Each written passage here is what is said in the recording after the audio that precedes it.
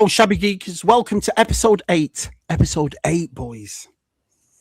Episode 8. The episode before I go on my holidays. Do you know what I mean? Hey, let me ask you another question. I've asked this all week, right, to people. Do you have holiday outfits? So when you're going away, I'm baffled by this, but I love it. So when you're going away, right, do your missus turn around and go, oh no, you need to wear this and you need to wear that and all this, right? Because I picked a pair of shorts for Joe Fest, right, that I've had for years. And she's like, oh no.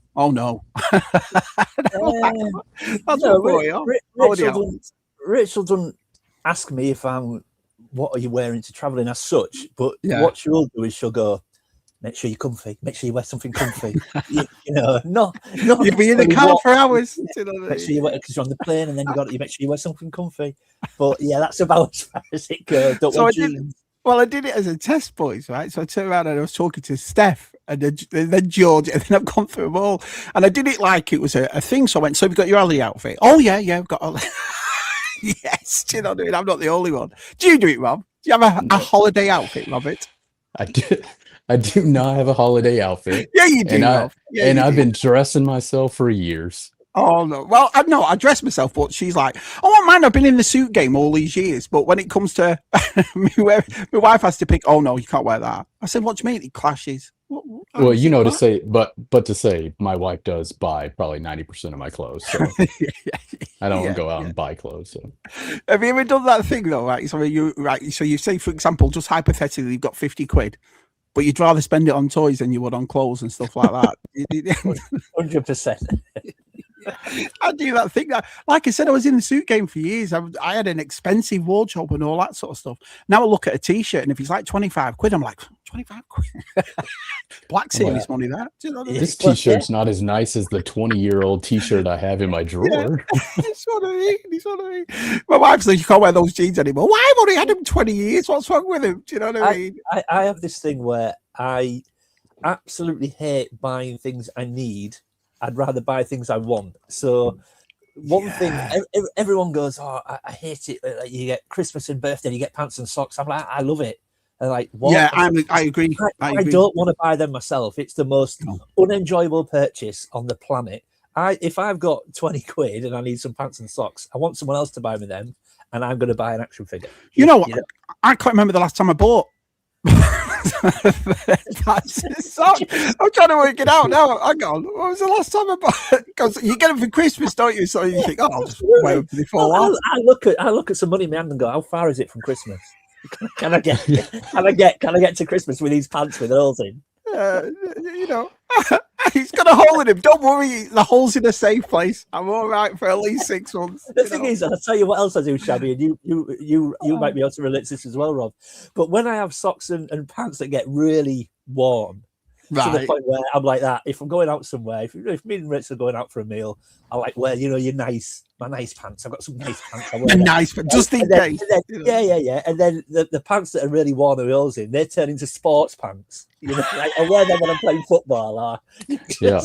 Mine turn into yard work pants.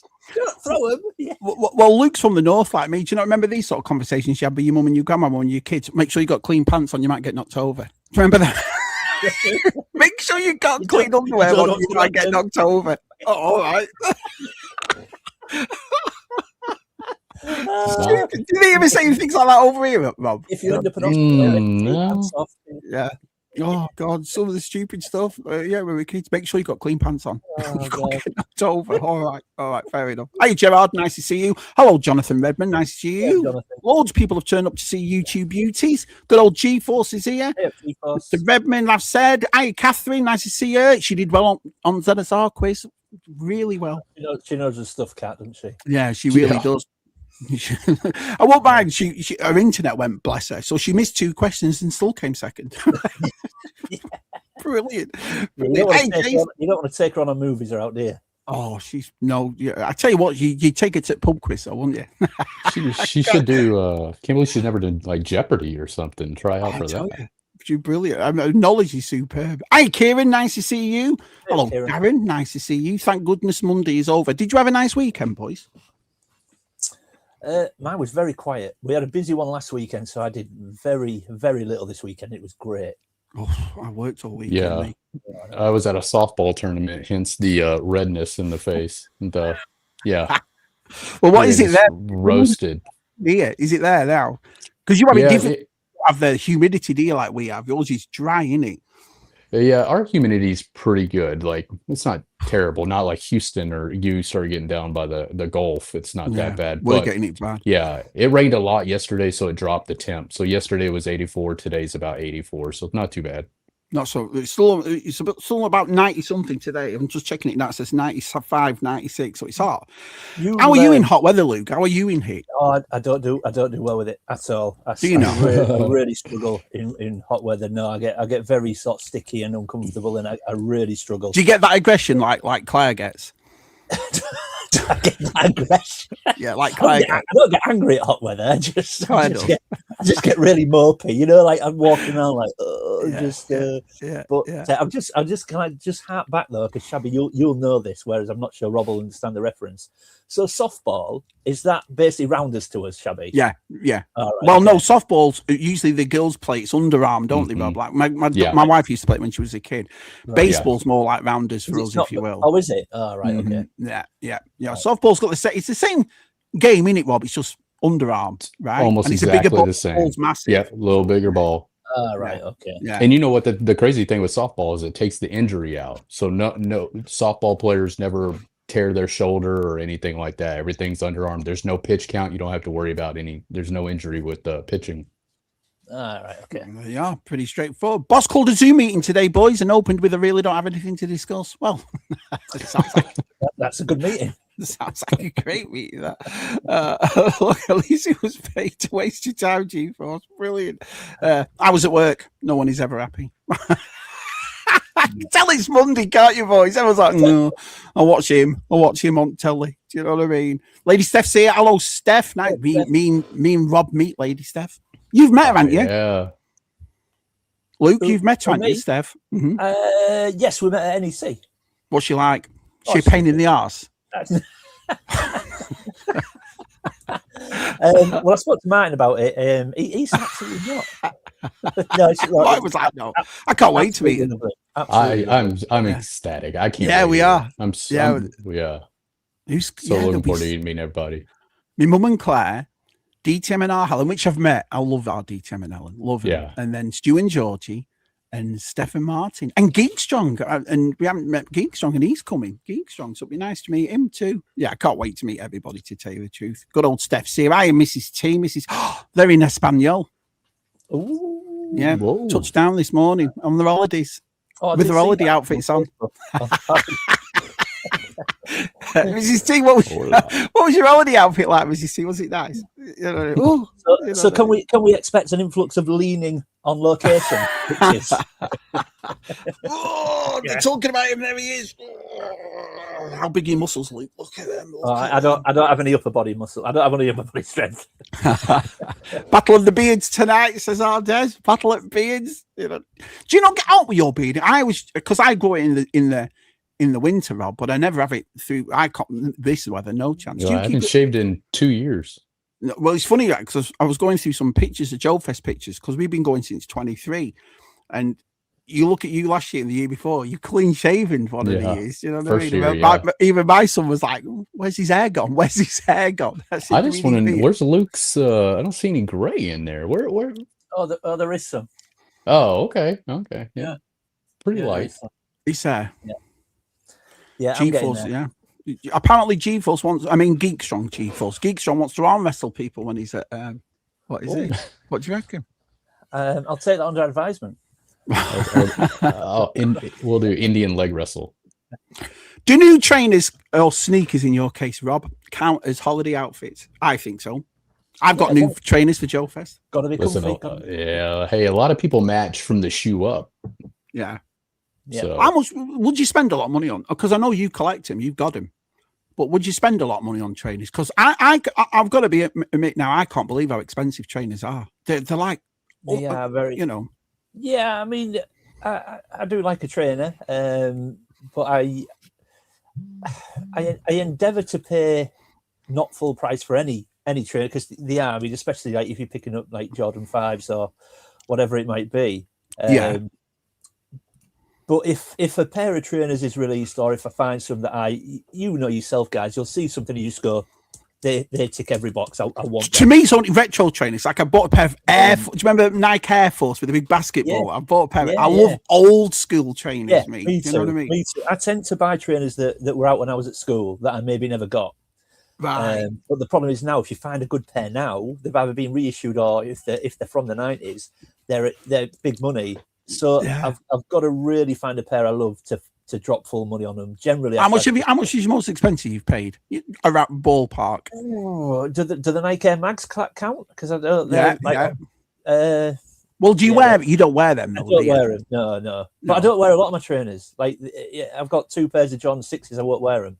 So a lot of trainers I buy and put them on display and don't wear them. So, I mean, the Nike Air Mags were like £500. I bought those British Knights a couple of years back. Do you remember? I told you the story that I couldn't believe they still make them. I could not believe they still made them. You wore them to Joe Fest? Right? Yeah, I wore them to Joe Fest. Yeah. I tell you what, it's not real leather though, is it? The British Knights and that smell. Comfy? Thank God, because I don't have smelly feet at all. Do you know what I mean? But I took them off. My word, I think I woke my mum up and she lived in a different country. I was like, gee, do you know? I hit up. We have outlet malls, so they have like Under Armour discount, Nike discount. So that's where I go. So I go get my Air Maxes, and we'll go get the kids' shoes there and stuff like. And then you're looking at $120 shoes for like $70, 60, maybe 80. See, that's all right. I'd go to that. We have places that they call like Nike Warehouse or Adidas outlets and things, and they are cheaper, but they don't tend to have. They only tend to have current trainers, if that makes sense. Yeah. You're not going to find trainers from the 90s or My holiday outfit, says Geek Strong, is shorts and character t-shirts or character. I couldn't wear a tank top. Come on, you mean a tank top? Sounds like money. I'd look like a right plumbing one of them, wouldn't it? Look like one of the kids from Fame walking in like that. Do you know what I mean? I'd look like a right plum. Can you imagine one of these lads would take a picture of me? It would never be off, would it? Hi, Palps, nice to see you. I'll just get down here a bit and say hello to everybody. Hi, Jason, nice to see you. Hey, Jace. Getting knocked over is one surefire way not to have clean pants. This is what I mean. Yeah. You know what I mean? There must be some of you in the what always is it? To me. Yeah. It was a grandma thing. You make sure you wear clean pants. If you get knocked over, you end up in hospital. You have to take your trousers off. So do you both agree with this? Underwear is always a Christmas gift. It is, though, isn't it? Yeah. Christmas and birthday. Yeah. What would you do without our wives? Would be the smelliest bastards on earth. I always get socks and underwear in my stocking, and it seems like it's always like a stocking gift. Yeah. Thank God. Oh, good. Isn't Clara's aggression just being Scottish? Yeah, but right. So take Scottish and times that by about 3 in an Atlanta heat as well. I mean, she better get ready. She's gonna be roasting. Love hot weather. Comes on shorts on, and water is my favorite drink when it's hot. Nice one. Oh, that's good. TJC says found one entrance. They got one via the dryer, vent in the wall, and the mesh had come away. What's he talking about here? I've replaced it with a new, stronger one. So it's just more of any cracks in the wall when I actually get. What have you done? That's a good story. It might be on the wrong stream. I think he's possibly messaging somebody and put it on the chat. I probably just put out the book. Oh yeah, Gary Moore. Well, we've met Gary Moore. We've done Gary, but his wife's coming. Danielle's coming, so it'd be nice to see her too. Grey is the way. Beard and pants. You see, this is why they tune in. That's all you need, beards and pants. They sat at home with a cup of tea like, these bastards not talk about toys. Do you know what I mean? No, beard and pants. That's what we talk about. No grey in Luke's beard as he uses just for Shabby. Brilliant. I've got to just reapply some. I went grey early though. I went grey in my late 20s, and I don't mind the grey. I've said this a million times, but I went white like one of the Golden Girls. Do you know what I mean? And then I look like a right blooming idiot. Well, you know. Well, if I had the choice of going grey and losing it, I'd have gone grey. I'd have rather. Yeah, that's kind of my philosophy. Yeah, I don't mind it as long as it's there. Yeah. This is what I mean, but I don't know. Hey, there was nothing wrong with the way Kenny Rogers looked. This is what my point. Well, do you not remember when I grew that beard years ago, dead loud, and I did that Kenny Rogers thing? It looked great. Shabby Rogers. Nike's online stores always have good sales. Would never pay full price. Yeah, I mean trainers are extortionate, really, when you pay full. Yeah.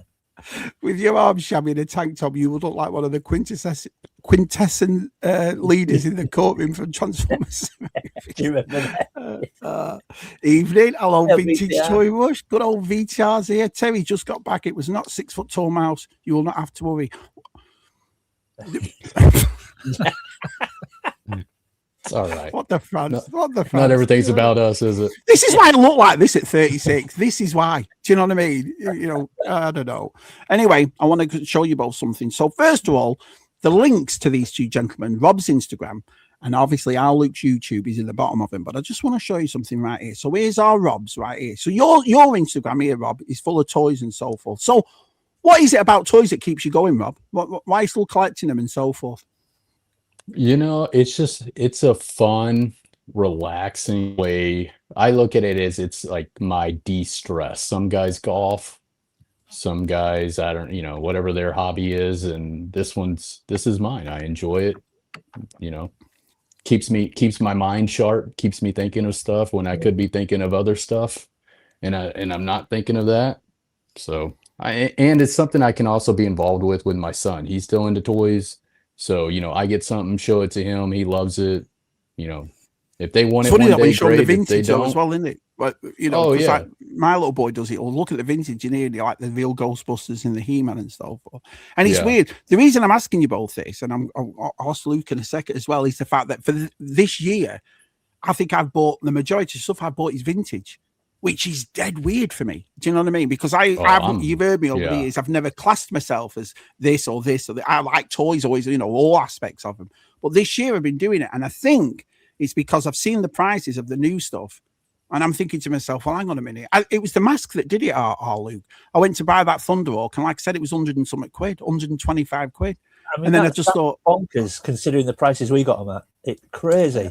So just, and then obviously I'm buying the He-Man, as you know, and I'm, like I said, there's only a couple of them I'm missing since 2020. But then I'm looking at the vintage He-Man, and I've practically done it now, the vintage He-Man I've got, you know what I mean? And it's roughly the same price. Is that what keeps you going with all the vintage and stuff like that, over the fact that you've always loved doing it and that's what you want to go for, Luke? Yeah, I mean, when I started getting serious about collecting, it was only ever really meant to be Star Wars. That was the whole, I did it, yeah. That was the whole point of it. But then, of course, you find YouTube, and I started a channel back in 2020, and all of a sudden you start seeing people like VTR, you start seeing people like yourself. You were responsible for any Playmobil in my collection. VTR was responsible for things like Rambo, Centurions, and you see other people, and you're influenced by other people's collections, and all of a sudden, you want a bit of this and you want a bit of that, and you want a bit of the other. Now, I certainly tried to focus on vintage, but I'm not averse to picking something up modern. I try not to focus on modern lines anymore.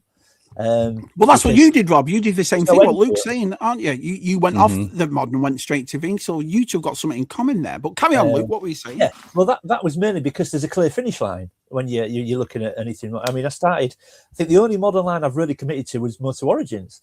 But once I got pretty much all the figures that I recognised and that I was familiar with, once we started getting into things like Sunman, and I was just like, who's that? And I sort of checked out, and then you started getting Mattel Creations, whatever. They were really difficult to get, and I sort of checked out a little bit. But I like there being a clear finish line to whatever it is that I'm. But look, I still pick up the odd modern thing. There are still modern items that I love, but a bit like what Rob says.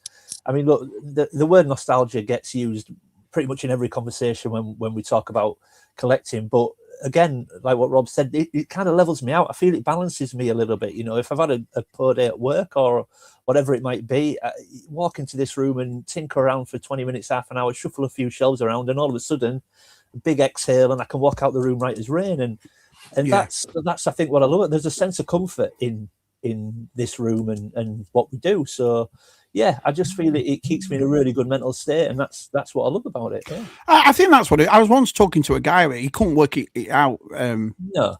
And he was here and he couldn't work it out all. I think he's obviously hasn't done toys for years and all that sort of stuff. And he was saying, well, you spend your money on that and all that. And I said, what do you do? I said, he goes, fishing. I said, how much does fishing cost you? And he went, well, for permits, for rods, for this, for that. I said, this is my point. I said, and why do you do it? And he said, well, it's relaxing. It gets me away from. I said, well, this is the same thing. Do you know what I mean? It's exactly the same Some people thing. collect handbags. Some people go to the gym. Some people collect stamps. It's no different. No, I agree 100% there. Everyone's saying Stu's just come here, chocolate chips here, Mr. Beezy. Wow, it's absolutely packed in here already.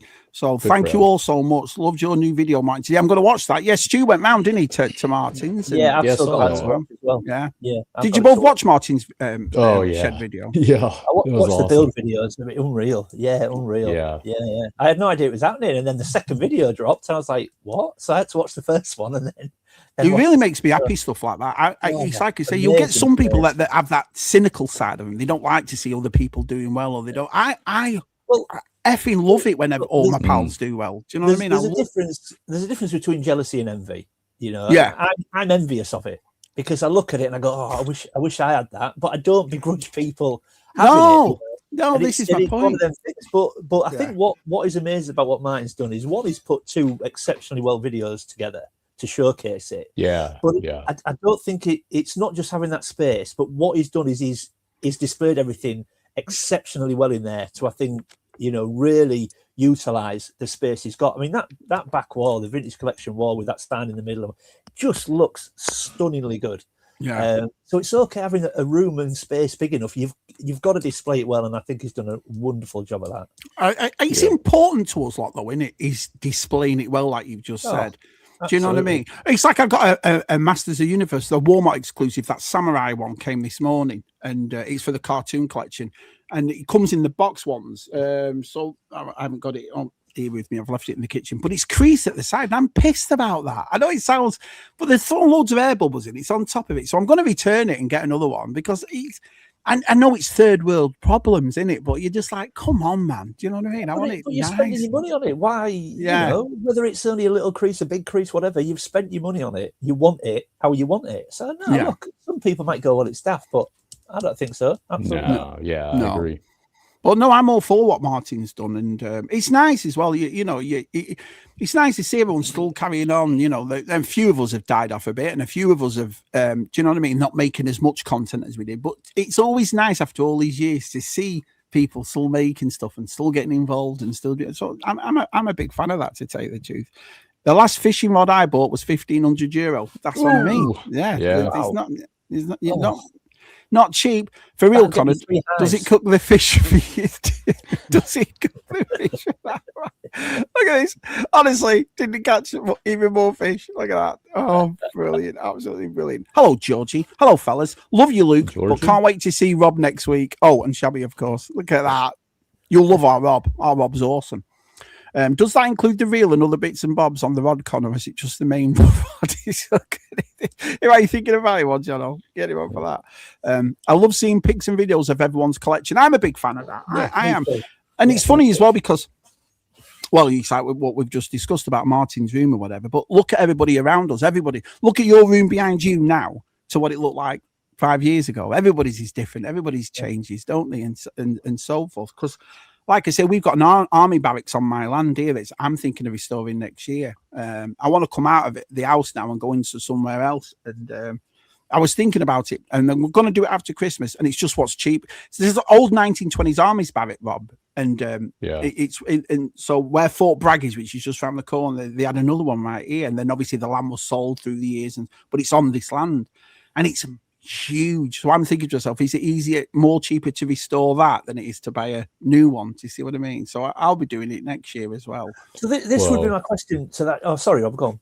Oh, I was just going to say where you may save some money is as long as the foundation's good. If the foundation's good, you're going to save yourself a ton of money. That's what I mean. The foundation is awesome and it's up there, but we have siding here. Do you know what I mean, Luke? And it's all wooden, so that needs changing. Obviously, it needs an air conditioning and so forth. But it comes roughly at the same price as it is to buy a standard new one because it's got character and it's huge. Do you know what I mean? So like that might be cool.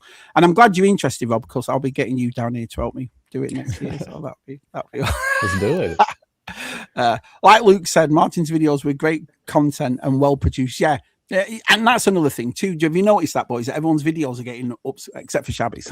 Everyone's videos are getting upgraded and better. Yeah. They look pretty good right now. All the time, yeah, the two little words together, so much to the price. Yeah, I agree with that. Hey, all you lovelies in the chat too. Good old Georgie, man. My retro gaming room was taken over by JC's Toys Shabby. I suppose you're right, though. You know, but it's nice because obviously Stephanie's getting her collection's getting bigger and bigger in it. So now she's got a bigger room. So it's worked out for everybody, I think. So how far away, Shabby? How far away is the building from your house? A minute.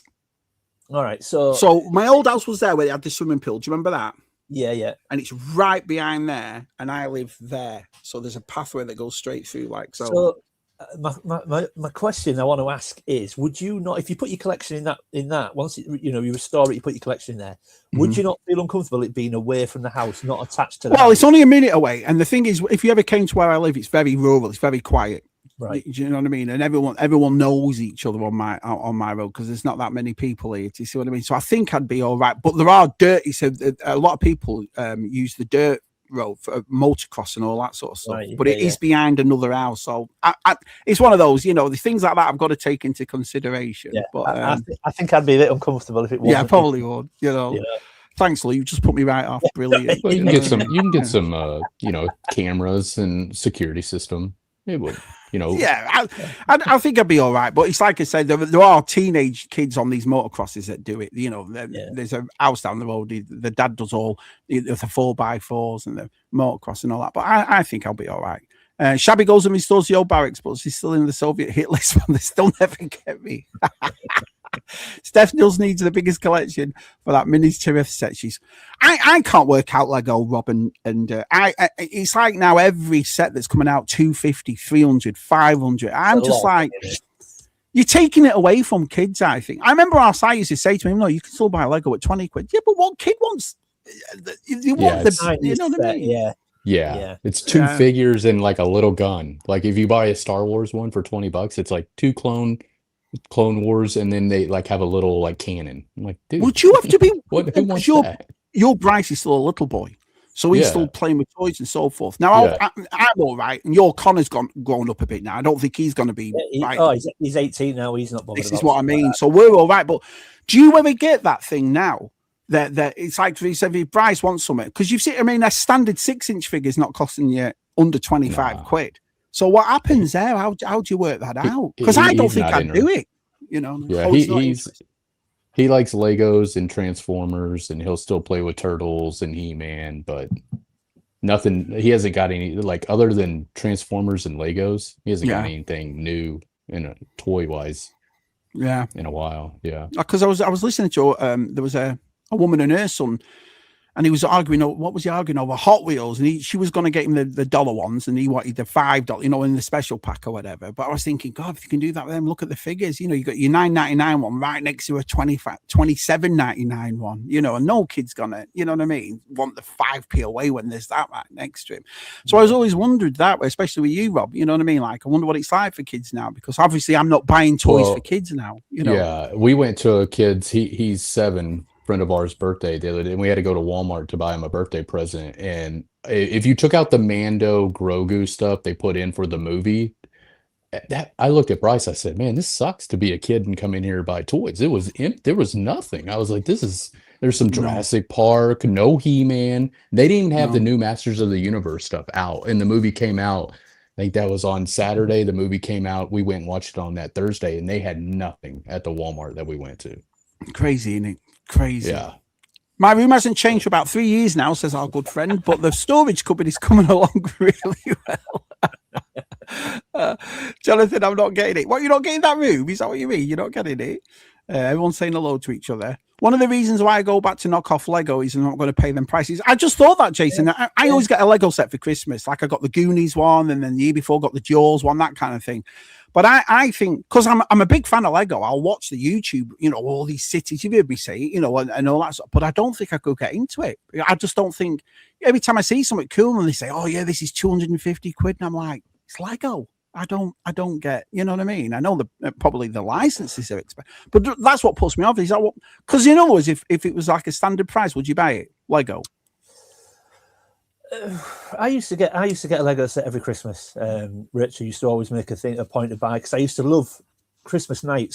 I'd sit and I'd build it, whatever it was. It became a bit of a thing. But then obviously sets started getting more and more expensive, and I didn't really feel comfortable Rachel buying them every year because they were getting so expensive. And then of course my collection started branching out into other stuff anyway. So I've kept a couple of sets, but after that the rest have sort of moved them on. I do love Lego. It's ones, Luke, and it's like 500. How much is that new one? About 500 quid. I'm like, it feels like every Lego set comes out now is double expensive for all the crap Lego and Mattel and other companies get for their prices. Lego fans just seem to give Lego. Do you not think that's right as well, Rob? It's weird, that, isn't it? It's like no one says anything about Lego. No, well, it's fine, it's Lego. Well, what? No, nobody. You never hear anything. I wonder if it's because their supply is so well. Like, well, piss them on about a Black Series that's gone up $2. We'll have no issue with a Lego set at 250 quid. But I feel like there's no problem to walk in the store and get Lego. Whereas with Mattel and Hasbro, I remember going when I was in Modern, I was going to 5 Targets, 5 Walmarts on the weekends trying to hunt for one figure. And I was like, nah, I'm done with this. No. It's a joke. But Lego seems like it's always there. It's always stocked. Like Lego's always in supply. Yeah, it's always there, isn't it? I suppose it's easy to make, though, isn't it? All those factories just making bricks constantly. I suppose it goes like that. It is a weird one, though, because I did pick up, just out of curiosity, a couple of years back, I picked up a Lego, oh my God, Jabba the Hutt's sale badge. Yeah, I picked up a Lego sale badge from Temu of all places. You know, you see something, you go, you know what? I'll give that. It might come and it might be terrible, but I'll give it a go. It's 17 quid for this massive, obviously not official Lego. It was brilliant. Absolutely. I bought the Christmas Story. Me and Scuba got it a couple of years back for about 70 quid, and it was perfect. It was brilliant. Do you know what I mean? It worked great. Steph does it too, though, doesn't she? Luke? She buys all those fun hole ones, and what's the other one? That kind of are they knockoff Lego or are they their own brick? I don't. Well, I think how do you class them? It's own brand, but technically, I mean, everything like that is knockoff Lego essentially, whether it's actually branded or not. But I got this Lego. It weren't Lego, but it was a Lego set from Temu. It was just blank blocks, no embossed logo on it or anything. It was superb for 17 quid. Yeah, absolutely superb. Yeah. Yeah, I'll be honest, Claire says, I'll always buy Lego, but only buy the ones I like. I don't need to buy every set in the franchise. Like 99% of the pieces in any Lego set have been around for decades. They could easily reduce the price, in my opinion. Just make you think, doesn't it? Getting back to top 5, how did you both come, without giving any spoilers, boys? How did you come up with top 5s? So I'll go with you first, Rob. So it was actually pretty easy. I was like, hey, we're going to Joe Fest. We're going to do toys. Yeah. So you're going to do toys? I was like, I'm just going to show stuff that I got that I didn't have last time we did top 5 last year. Awesome, man. So all new pickups. Great. So what about you, Luke? Yeah, well, obviously, I'm sticking with toys. It's what we do, but I've gone with 5 toys that are extremely sentimental to me in my collection. So. There's a couple in my last top 5 that could have and maybe would have made this list if I'd not already shown them on that. Right. But these are all toys to me that have a certain sentiment behind them. That's what I've got. Awesome. That's what I've loved about it. I've said it every week. It's funny that because it used to be called your top 5, this, as you know, and you've both been on it before. But and then I just had this clarity. No one's got a top 5 in the collection. Nobody has. Yeah. Do you know what I mean? Because I could have you 2 on, and then the very next week you'd show 5 completely different things that mean something to you. I think it's hard when you have a collection to stem it down to 5 of your favorites. You can't do it. You know? Yeah, it's impossible. Yeah. So ever since I've called it any top 5, the nicest thing, and I never thought about this, was all the stories that are coming with it and how people are coming up with the themes and everything else. So I've thoroughly enjoyed it this year. Funhole and blue bricks are the alternative. Right, Steph, got it right there. Right, well, let's get on with it, boys. Here are your honourable mentions.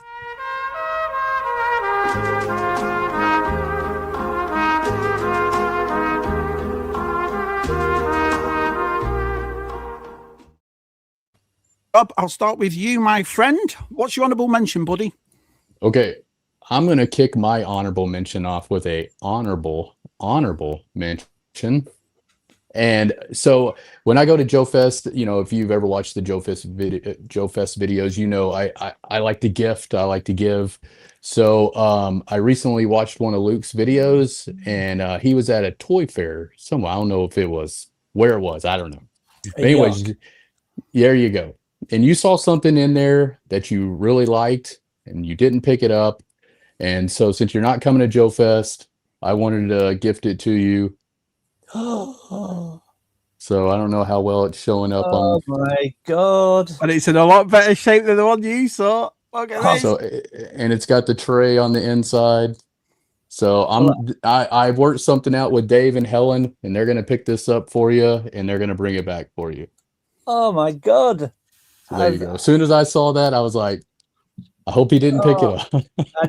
Oh my God, I have no idea what to say, Rob. What? Oh, thank you, There mate. you go. I'm blown away. I've no words. Wow. I love it as well. I you know, they won't budge on the price. I didn't show it on camera, but I went back to see them, and they won't budge on the, and I felt it was just much on the day. I'll be honest, that price was a little ridiculous. It's a much better deal over here than that was over there. So yeah, I'm glad you didn't pick it up. So I'm blown away. I don't know what to say. Wow. But so now I'm going to show my honorable mention. So this was something I wanted to get last year at Joe Fest. I actually had it. I saw it, wanted it. That was on Saturday. I thought me and Bryce were coming back on Sunday, but we ended up having to leave early because he had baseball camp that Monday. It was it's a 14, 15-hour drive. So we had to get back so he could be ready to go to that.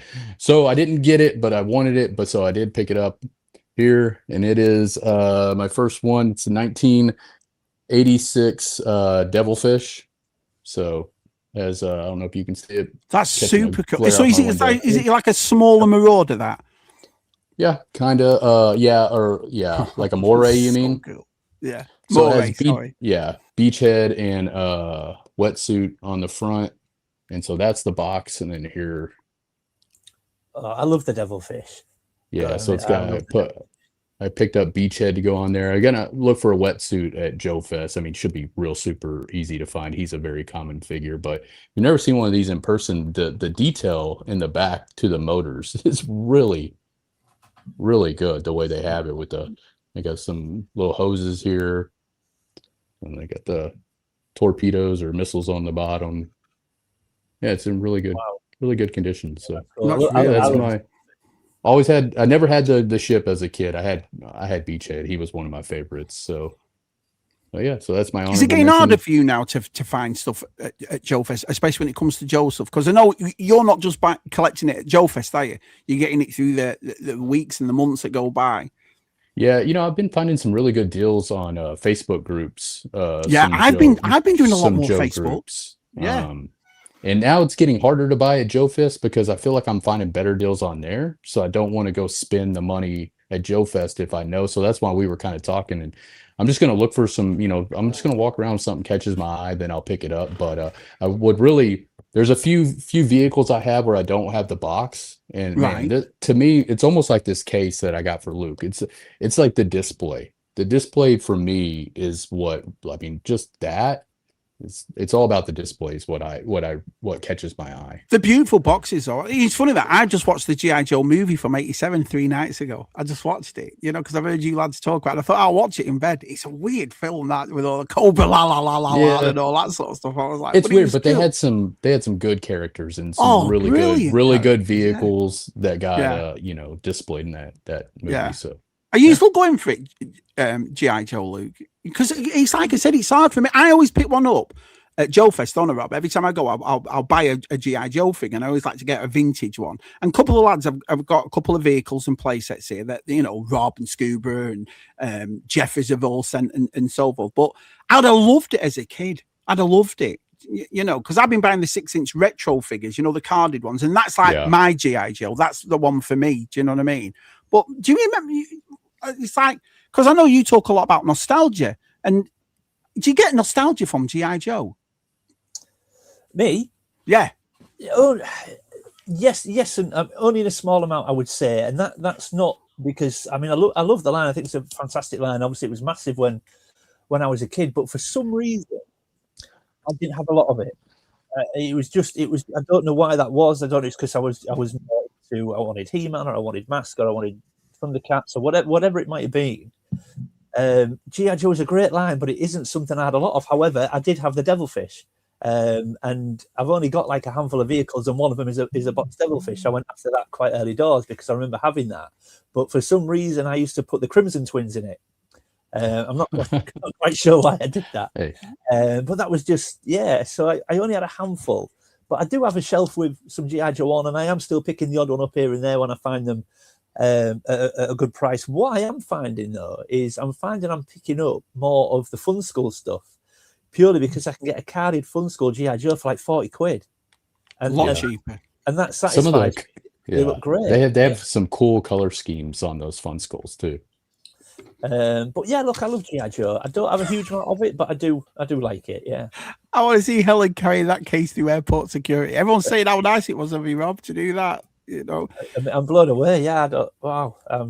Geek Strong says that's crazy. I saw that Transformers case at a toy show I went to a few weeks ago. I called Sags right away to ask if he needed it. Brilliant. Maybe he says, "Nice one, Rob. The kindness of this community is just wonderful." That's lovely, Rob. Get all these fellas. You know what I mean? I can't wait to see what Rob gives me. Look at it. A black eye. That's what he's going to gift you. A black eye. You know what I mean? I'm going to bring you some protein. Awesome vintage G.I. Joe piece, Rob. Right. So was it class?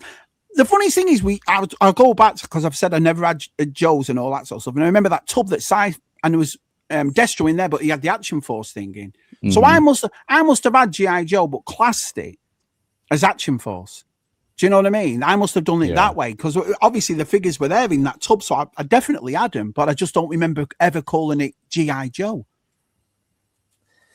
Yeah, if I'm honest, I'm still very what you would maybe call a newbie when it comes to G.I. Joe. I still have no real concept of when it became G.I. Joe from Action Force, or because it was like Action Man, wasn't it? They're all interlinked, and I can never get the timeline right and how it sort of merged, if that makes sense. Makes 100% sense. Yeah. It really does, pal. Yeah. Right, so there's Rob's honourable mention. Our Luke, what's your honourable mention, Bubba? So my honourable mention is, like I said, I'm trying to focus on sort of sentiment, really. And so you may recall, if you watched the video a few weeks ago, now I know a guy called Craig from Cumbria, that's how he likes to be known, and he knows I like a VHS, and he sent me a couple of VHSs in a gift box, and one of them was the 77 Spider-Man series. It was the Spider-Man movie that starred Nicholas Hammond, and it was one of those where I got the video and I was like, oh my God, I used to watch this. I remember watching this, and it was kind of a forgotten memory. So of course I'd mentioned it on the video, and I showed the VHS, and then bless him, our Matt from Keep On Collecting sent me a box as well with a few bits in, and he sent me this. Now, obviously, this is a modern figure. I'm trying to get the light off it. I got that. Yeah, it's awesome. I haven't opened it yet. I do intend to, but I absolutely love it. So of course I speak to Matt quite a bit, and bless him, he told me he was going to do it. And I absolutely love it. Now, when I put out a video and I showed this, I actually mentioned on the video that because in the series there was no real villains. It's not like, you watch a Spider-Man movie and there's Green Goblin in there and there's Doc Octopus in there. Yeah. In the series, he just kind of fought generic bad guys that were maybe doing a bank robbery or whatever. Mm-hmm. It's not you can go out and buy a figure to go with him. So I put in the video, jump in the comments, because I want to get a figure to accompany him on the shelf. I'm going to open it. I'm going to put somebody with him. So I was like, but I can't find a figure that I feel has the appropriate look to go with this particular Spider-Man, because there was no real bad guys that he fought necessarily in that. There were some great suggestions. However, I've landed on, I think I'm just going to get a J. Jameson to go with him, because obviously that was a character in the show, even though you can't get a figure that depicts that particular character. So I'm just going to get a J. Jonah Jameson to go with him on the shelf. But I love this guy. Yeah. Just with the silver belt and the silver eyes, and you could see in the show they were perforated. So it was just, I loved it. Absolutely loved it. It's funny because I don't collect Marvel, but I've got a few Marvel. The ROM I got, and I got that simply because of what you've just said. I loved that TV. Do you remember that TV show, Rob, when we were kids? Nicholas Hammond and all that. It was awesome. And that intro with like the saxophone music and stuff. It's like, this is brilliant. You're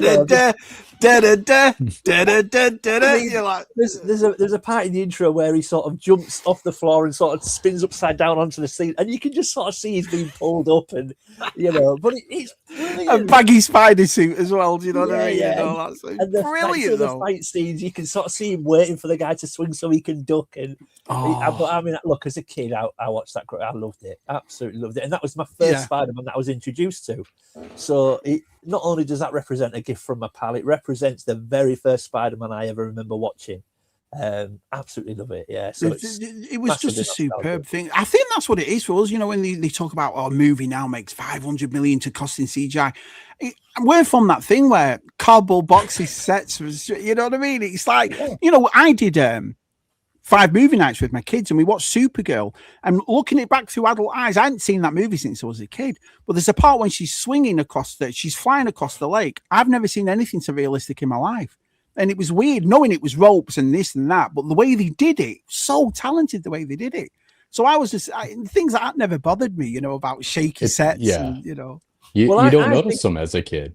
No, you don't. No. And even if you did, I don't think you'd care, because we weren't bothered, were we? You know, we watched stuff. I watch things now through adult eyes, and we'll all do it, and we'll watch whether it be a cartoon or a show, and you'll go, "Whoa, this doesn't hold up that great."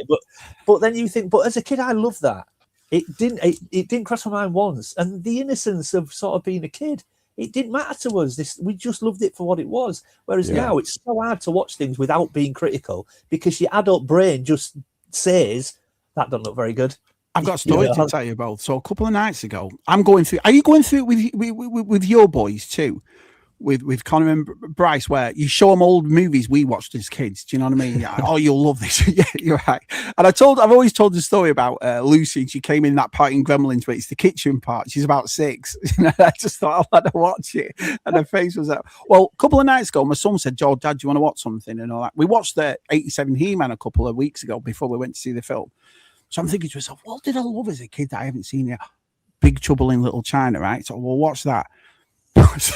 So I put it on, but I didn't realize, I forgot the start with the snapping bones and this and that and all. And I thought, oh no. But the thing about it, because I know my son's autistic, as you know, so I have to be careful with stuff. Well, it got to the part with them. I completely forgot about the monster. Do you remember the monster is in it and all that sort of stuff? And I thought there's 2 ways you can go about it, because all I remember from that monster is being a kid watching it, like, oh no. It came out and it just looked so bad. Do you know what I mean? A guy in a suit and all that. So I looked at my son and someone just started laughing. So I've been sat there for 10 minutes thinking, oh, I hope he don't think about this or whatever. Just started laughing like, what is that? Do you know what I mean? And I said to him, did you enjoy it? He went, I liked it, just not the cringy parts. The cringy parts, you know. But Kurt Russell in that movie, he's so good in that film. He's just, and yet I realise as well, he does nothing in that movie. Absolutely nothing. All the way through until the end. Do you know what I mean? He's not really the hero of the movie. He's not. No. Technically, you know, his mate is, but it's funny you mentioned Big Trouble in Little China. That I'll circle back to your question, Shabby. But me and Rachel last week, I went to a place in the UK called the Forbidden Corner. Right. And it's a place where you could go, you take the family, take the kids, and it has like underground sort of caverns, and you can walk through tunnels and, you know, like old castle buildings, and you can walk up like secret staircases and all that stuff. But she kept looking around going, all right, that's enough. Because at one point we went underground and we ended up going through these tunnels with like lanterns all down the side. And it looked just like the tunnel that Jack Burton starts rolling down backwards in the wheelchair, you know. It just looked like that tunnel. Well, I just started walking around, and every so often I would just go, "Shut up, Mr. Burton." And just random things like that. Are you going to do this all day? I was like, hello, Mr. Burton. Weird one. Great film, though. Just quoting stuff. But anyway, but going back to what you were saying about, I mean, Connor's 18 now. So when I watch back, and I think when he occasionally come on to these streams with me and stuff, he's so tiny. Well, now he's 18, and you can imagine. Yeah, he talks 18, to me like he'll say things, and I'll say stuff, and he'll be like, "Ah, really?" You know, just that. Yeah. Anyway, I went to him the other day because I got him into Tron. When he watched Tron Legacy, and he loves it. And I went up to him the other day, and I went, "Hey, Tron, I'm going to put Tron on. Do you want to come and watch?" And he went, "Is it the crap one or the good one?"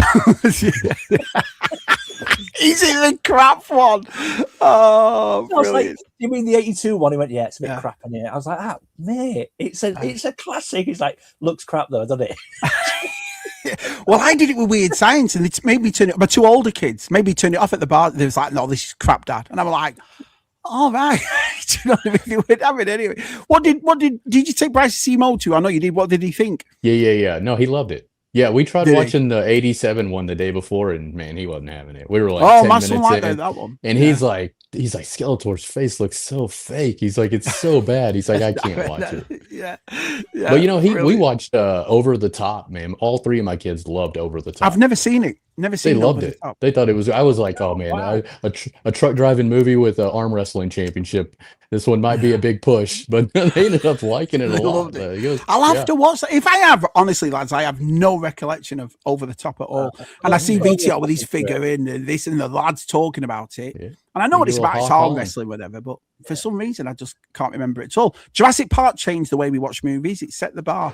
I kind of, CGI kind of agree with. I would agree with that, yeah. Hi, Craig. Nice to see you. We're just talking about you. All right, fellow Maras of the universe. Apology, I've missed most of the stream. Hope you all well. So, all right, mate. We're only at number 5. So, got loads left, mate. Yeah, got loads left. Missed much. Jack Burton is a psychic. Would you agree with that, Robin Luke? I think I kind of would, to be honest. I don't know if I'd call him an outright sidekick, but he's not the hero. No, I don't know. Just some of the stuff he came out with, and he just was no that bit when he but... shoots the what is it, and the stuff falls on his head and he falls over, or that statue leans on him, you know, the big guy, and he's stuck, and I'm like, brilliant, absolutely brilliant.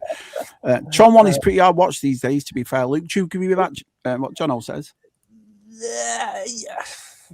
Visually, I guess it looks dated now, but at the time it was revolutionary. And you watch the documentary about it and how they did it with the backlighting and how they did it sort of all in the dark, and the bank used the sort of lighting for the reflection of the suits, and that's how they.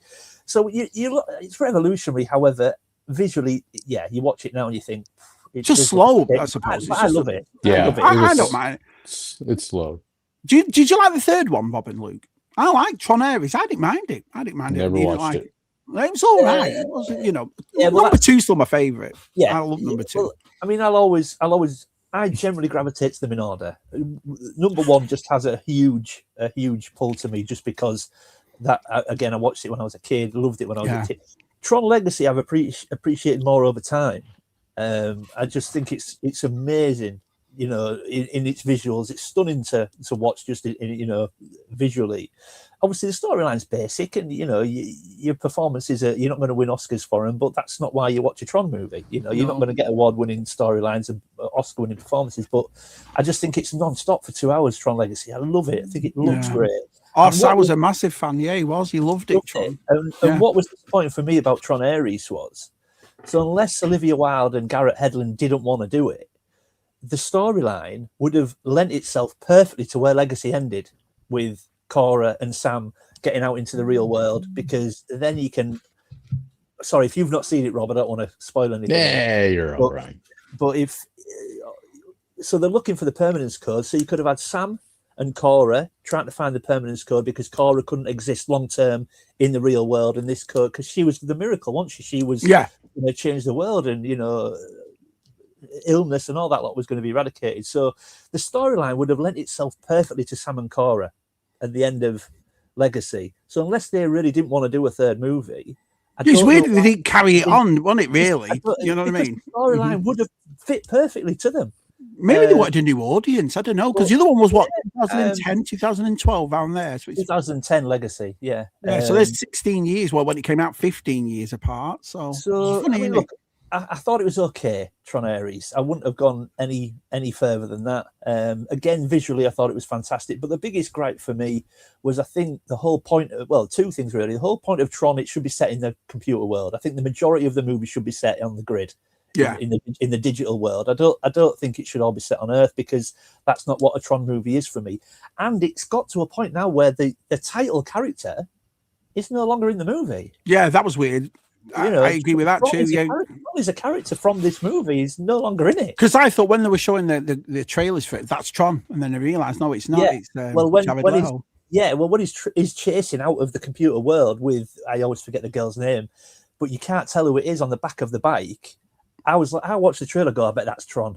Yeah, I bet that's Tron he's rescuing or whatever. And it's not, obviously, it's the girl from the real world. But yeah, it was okay. I won't go any further than that.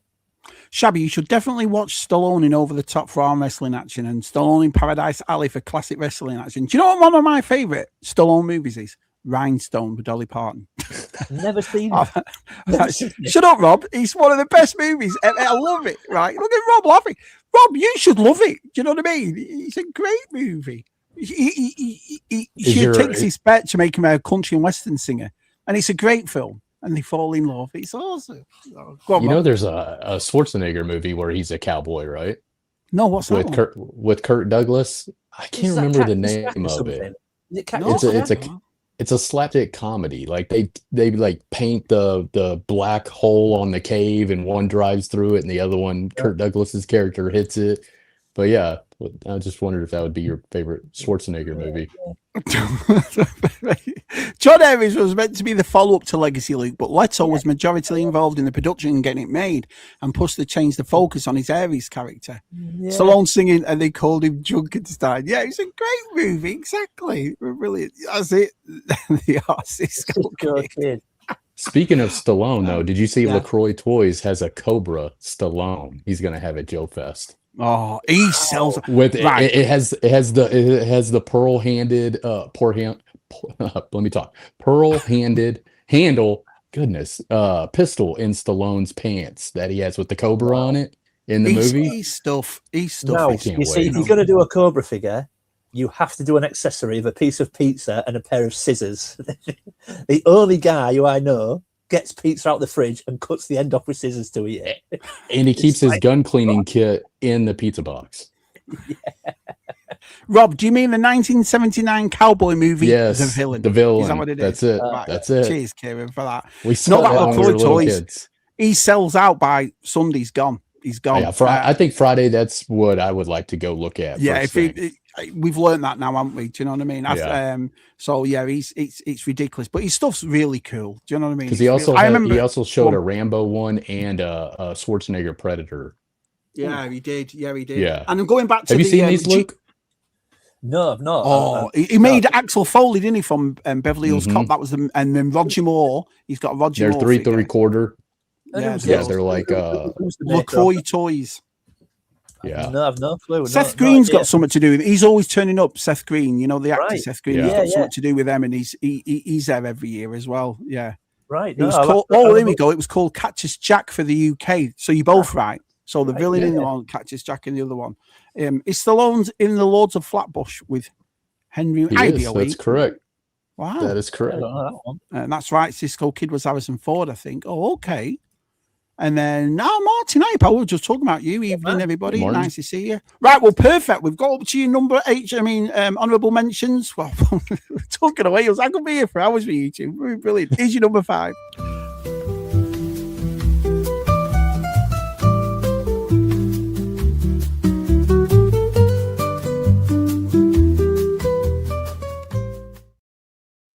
Mr. Reynolds, we'll start with you this time. What's your number 5, buddy? My number 5 is... Hang on, I might have to actually take it out of the case because I think you'll just see reflection otherwise. So my number 5 is this guy. Oh, when I can unjam that, is this guy. Klaatu. This was very, very generously sent to me probably about 4 or 5 years ago now by our Matt from Zero Hunter Toys. Now, I'd done a video, I think it's fake then. And I'd basically done a video about, obviously it must have been about Star Wars, and I must have mentioned that I didn't have a single carded Star Wars figure in my collection. And then about a week later, this turned up. And Matt had sent me a lovely note inside saying that he'd been organising his toy room and obviously had a lot of carded Star Wars figures. And this one was sort of surplus to requirements. And rather than sell it, he said, I thought I'd start your collection. So not only, I mean, I only have 2. I've not. It's not like I've kicked on since getting this. But this signifies, one, again, a lovely gift from a friend and the very first carded Star Wars figure I've ever owned. So I don't have any. It's got a really special place in my collection. Talking about special, you always do that. I've noticed even after all these years and all the videos, you still put ZSR on the end of your videos. You still do it. Mate. Oh, it's such a nice thing that you do that, though. It's you know what I mean. It's like, of course, the show. Luke, I watch all your videos all the way through. Do you know what I mean? And of course you do. I know you do. But it's weird though, actually, because I watch them back before I obviously put them on. I like proof watch them, I watch them back, and if I've made any mistakes, I'll try and sort them out or whatever. So but there's been a couple of times recently where I've watched them back, and then at the end of the video, I do the ZSR bit, and I stop and I go, if I was a new person watching this video, I wouldn't have an absolute Scooby-Doo what ZSR is and where to find it. Just says ZSR. Yeah, but he's always... Yeah, I don't know. The fact that you still do it though, mate. Really. I mean, you've been doing it now for years, and you still do it now, and I think it's a lovely thing. Let me ask you both a question. What Luke's just shown off about. Does that mean something to you? Do you think a bit more when it's a gift, when you've got a 100%. Gift of somebody? Do you know what I mean? Yeah, 100%. These things are amazing to have in your collection, and they're fantastic to look at, but they take on a different meaning and different when you know where it's come from. If it's someone's sort of had the presence of mind to think, like what Rob's just done, the gift itself blows me away. But what blows me away even more is that there's someone out there thinking about you when you've no clue that they're thinking about you, and willing to pick something up and spend their hard-earned money for you, and you've got no clue that that's happening. I find always baffles me. Always. And it really restores my faith.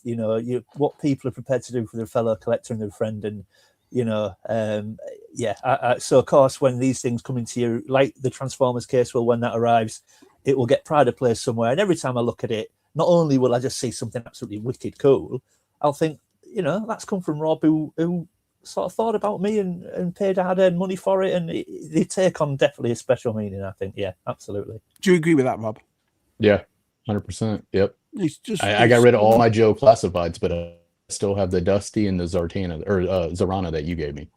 Yeah. Well, so. I find that, I don't know, it's nice, isn't it? And that's Luke, you touched on something there that I've always thought about. It's the fact that you're not doing a show at the time, and they're out and about, or they've gone in the toy room, or they go, oh, I know somebody like, and they're thinking about it.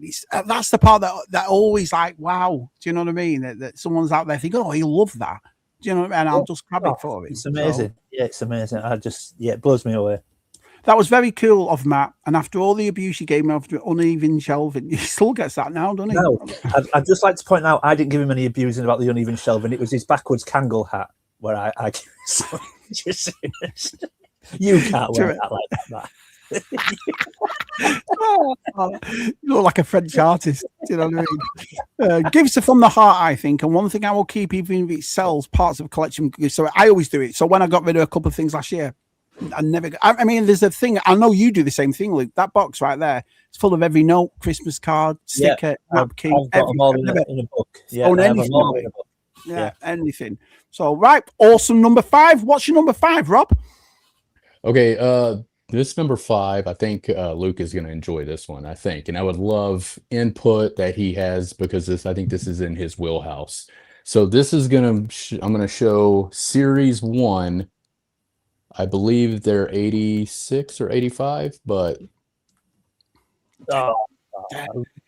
Look at the condition as well, Rob. Condition's awesome on So this one is, this one's the orange. So Matt, or Luke, I said Matt, but Luke, I'm trying to make his eyes light up. But, I grabbed the wrong. See, can you see him? Yeah, sure can. Yeah. So this is the orange one. I also want to get the red one. So I don't know if you know Shabby, but they have different variants where you can get he'll have a red claw and a red hair. Darker hair as well, yeah. Well, I like an orange or something. There was the 2 versions. I never knew that.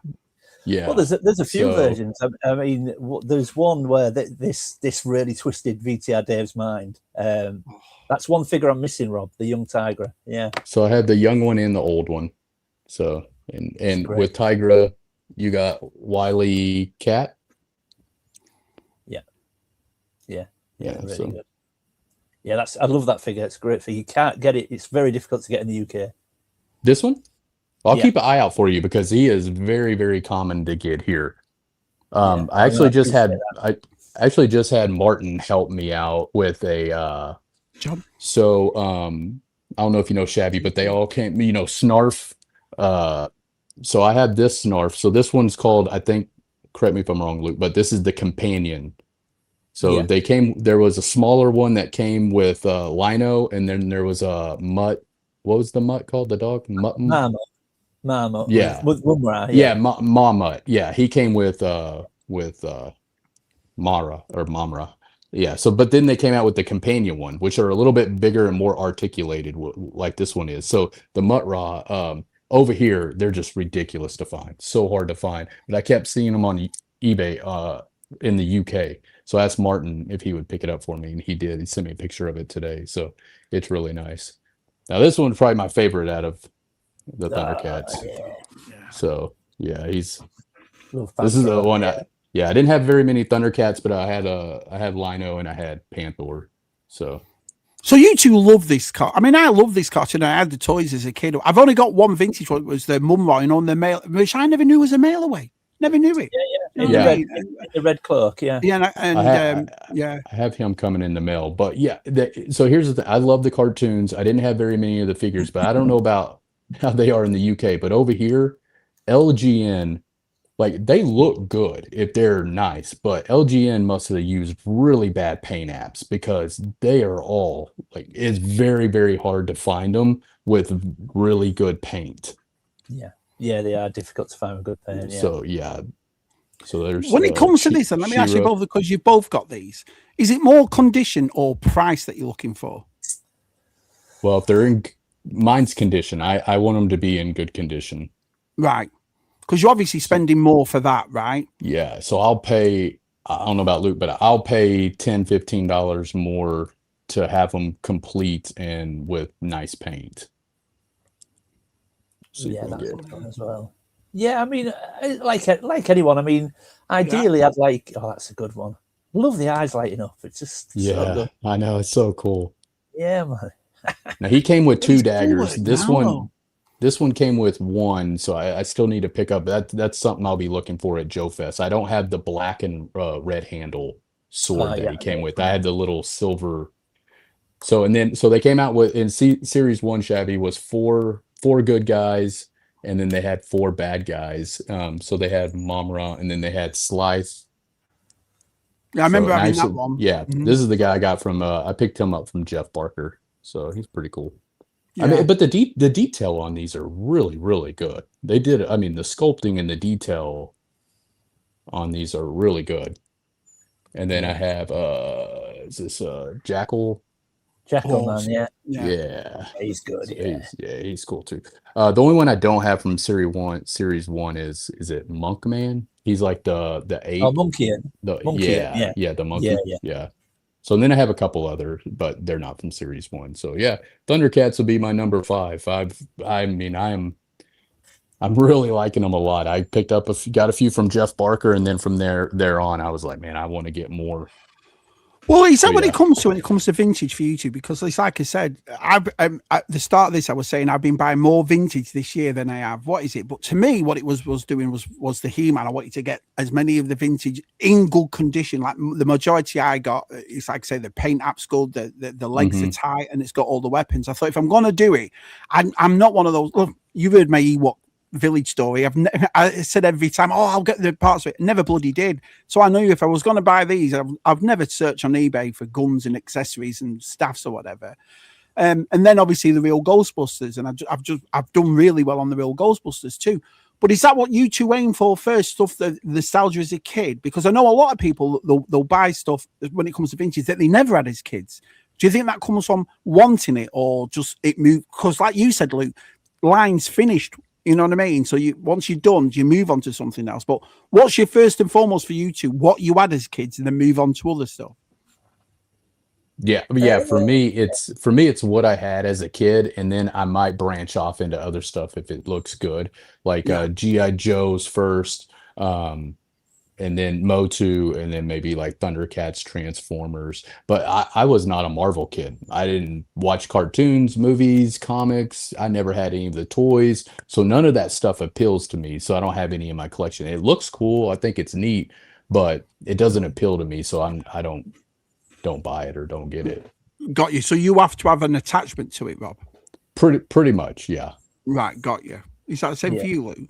Yeah, I'm pretty much the same. It's got to be something that I feel connected to. You know, I've got to look at it and feel like I've got some sort of connection to my childhood. I mean, He-Man. I didn't have a huge amount of He-Man as a kid, but my cousin had loads of it. He had so much of it, and we used to often go to his house and sort of play with it all. So I always felt connected to Motu, even though I didn't have a massive amount of it myself, because I played a lot with it.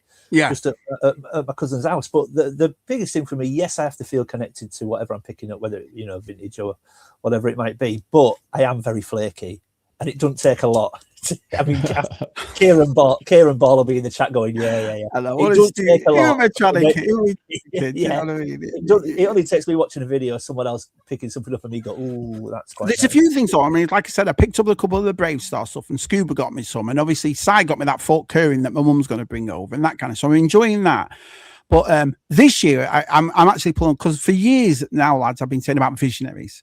That's what I do. Visionaries, do I do Visionaries? And then I saw them at Joe Fest last year, and then I know the prices now, because Second Chance Toys had them, and they're all complete loose for about 65. They're not cheap. And I just thought, if I'm going to do it, I'm going to do it. So that's what I'm going to look for at Joe Fest this year, because it's not a massive line, Visionaries either. It's almost like the one I would kill to get into, and I've said it to you lads for years, is Galaxy Rangers, but they never sold them here. And the prices are absolutely astronomical. It's crazy how much. And that was one of my most played with toys as a kid, was Galaxy. I loved Galaxy. Do you remember Galaxy Rangers, Rob? It was a cartoon, and it was about these marshals that were in space. So they're all like cowboys basically, and they had blue and white uniforms, and they had metal horses, and they had this gimmick where they'd hold the gun and it come out it's one of the coolest things ever. And I suppose sounds like I would like it. Yeah, well, we loved cowboys and big cars and all that, where me and Luke were fond as kids. But I've always looked for them over here, and then I realised it was never done over here. So, and if they do have them over here, you're looking. I mean, how much is a standard Galaxy? I mean, on card you're looking at thousands, aren't you, Luke? Well, I couldn't tell you because I'm not up to date with them. I just know that VTR Davis picked a few up, and they were pricey, and I think they were loose and they were pricey. Yeah, they are beautiful. I'm not even sure they're complete, but they look great. They do. But again, what's that? 4 or 5 figures, if that. I mean, it wasn't a massive line, was it? I think so. No, not at all. Like I say, I couldn't be sure because I'm not massively. But I don't think there was many at all. No.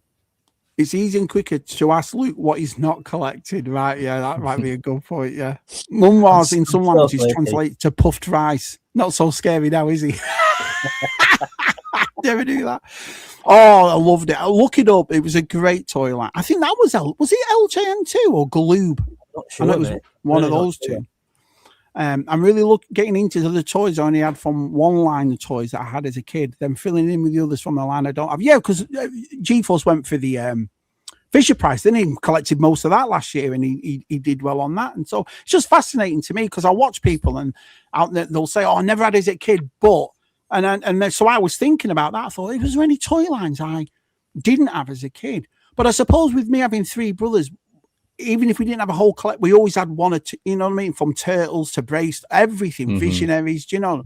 Because my mum wouldn't just buy the one. I'd get one, our side did, our Jay did, our Rick did.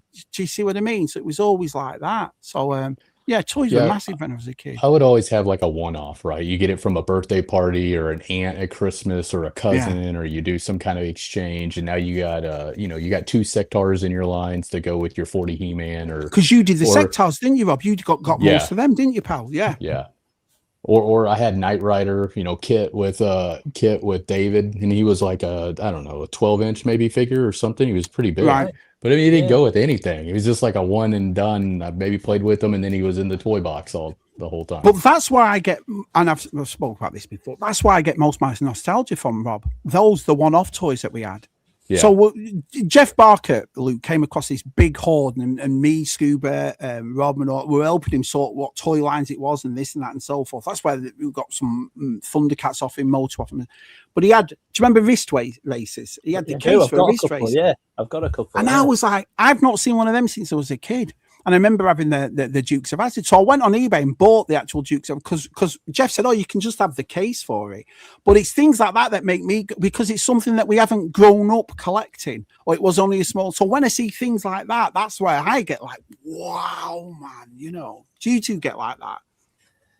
Yeah, 100%. I mean, there's things in my collection that, again, a couple of people, and not necessarily watching YouTube videos, of people that I speak to maybe message me and said, "Oh, look at what I picked up today, Luke." I mean, Craig from Cumbria will get mentioned again later in this stream. He sends me stuff all the time of things he's picked up, and there must be a dozen items in my collection room now that if he hadn't sent me pictures, because he sent me things and I go, my God, forgot about that. One of the things he sent me was the Dukes of Hazzard wrist racer. Forgot about them completely. I picked one up. But do you remember, I think it was Knickerbocker that did them. They did the stunt set, so you could get a Dukes of Hazzard stunt racer. Adam Berry was on last week and he showed the Knight Rider version of it. Yeah, I've never seen a Knight Rider version of it, but I remember the Dukes of Hazzard one. Yeah. Well, I think there's a couple of different Knight Rider ones. There's a couple of different Dukes of Hazzard ones. I think there's a Mission Impossible Knight Rider one where it has a Rough Rider and it sort of goes up and it's only slow, but it goes up and over and loops over and I was like, wow, I completely forgot about them. I've picked a couple of them up now and just. I think it's because we've been around Transformers and He-Man and Star Wars and Joe. We're still doing it now in our 40s, 50s. Do you know what I mean? So it's things like that make me just go, no way. It's weird because Tez, like the first thing I did was that Spectrum. You know what I mean? I had it, but it wasn't until I watched one of Tez's streams where he did N64. And I was Super Nintendo, and that made me, because I think I have more of a memory for that than I did being a kid playing Spectrum. Do you know what I mean? So let's have a look. Marvel UK even produced a short-lived Galaxy Rangers weekly comic back in the day. Wow, I never knew that. I've seen quite a few Galaxy Rangers recently for about 60 quid, but they're always missing bits. The Queen Lucy's stupid money. Yeah, it's great line though. I saw the Dukes of Hazzard rated complete loose for 50 at the toy show I went to a few weeks ago. Yeah, I bought it deliberately because I saw the case, but it was just like I said, out of sight, out of mind. I'd never thought about it, and then I realized, wow, I'll definitely get that. Yes, Jonathan, Galaxy Rangers was a cartoon show, one season of 65 episodes. That's right, and it's Belgium 1, Egypt 1, just in case anyone's keeping up. So that's all right. 20 minutes left. Brilliant. Right, let's get to you number 4.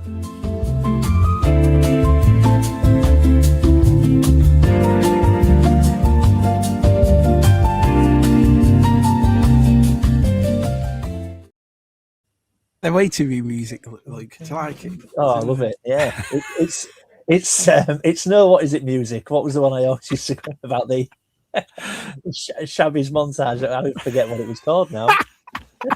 Oh, stupid. Right, Rob. What's your number 4, buddy? All right. Well, my number 4 comes pretty much from the '87 G.I. Joe movie. Oh wow. So I got what is that machine? What's it called? That's the Triple T. That's Sergeant. Because he was the only one that had it. It's Sergeant Slaughter. He was the only one that drove that. Yeah. Yeah. So I got Sarge, and he has his baton, which is often missing from any of them. I think there's 3 versions of Sergeant Slaughter, maybe 4. Somebody can correct me on that. But then I added I had the 3 guys that were with him in the movie, but there's only 2 peg holes, so I put Tunnel Rat and Chuckles on there since they were both in the movie. I think I knew Tunnel Rat. I didn't know who the other guy was. Yeah, Chuckles. Yeah. Wow, that cool. Is awesome. Yeah, it's pretty cool. It comes. Sometimes it's missing the engine cover, so you can take the cover off and see the engine. So it just goes right back on. So Rob, you'll probably be able to educate me. You'll be able to educate me here. So when I was a kid, I only knew Sergeant Slaughter as a wrestler.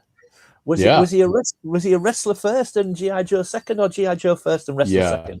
No, he was a wrestler first, and then he got the G.I. Joe gig, and I believe he kind of disappeared from wrestling for a while, and then he ended up coming back. But even though I think he stopped wrestling, I think he was always behind the scenes upper management guy.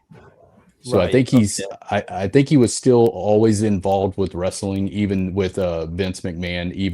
I think it was more of an upper level behind the scenes.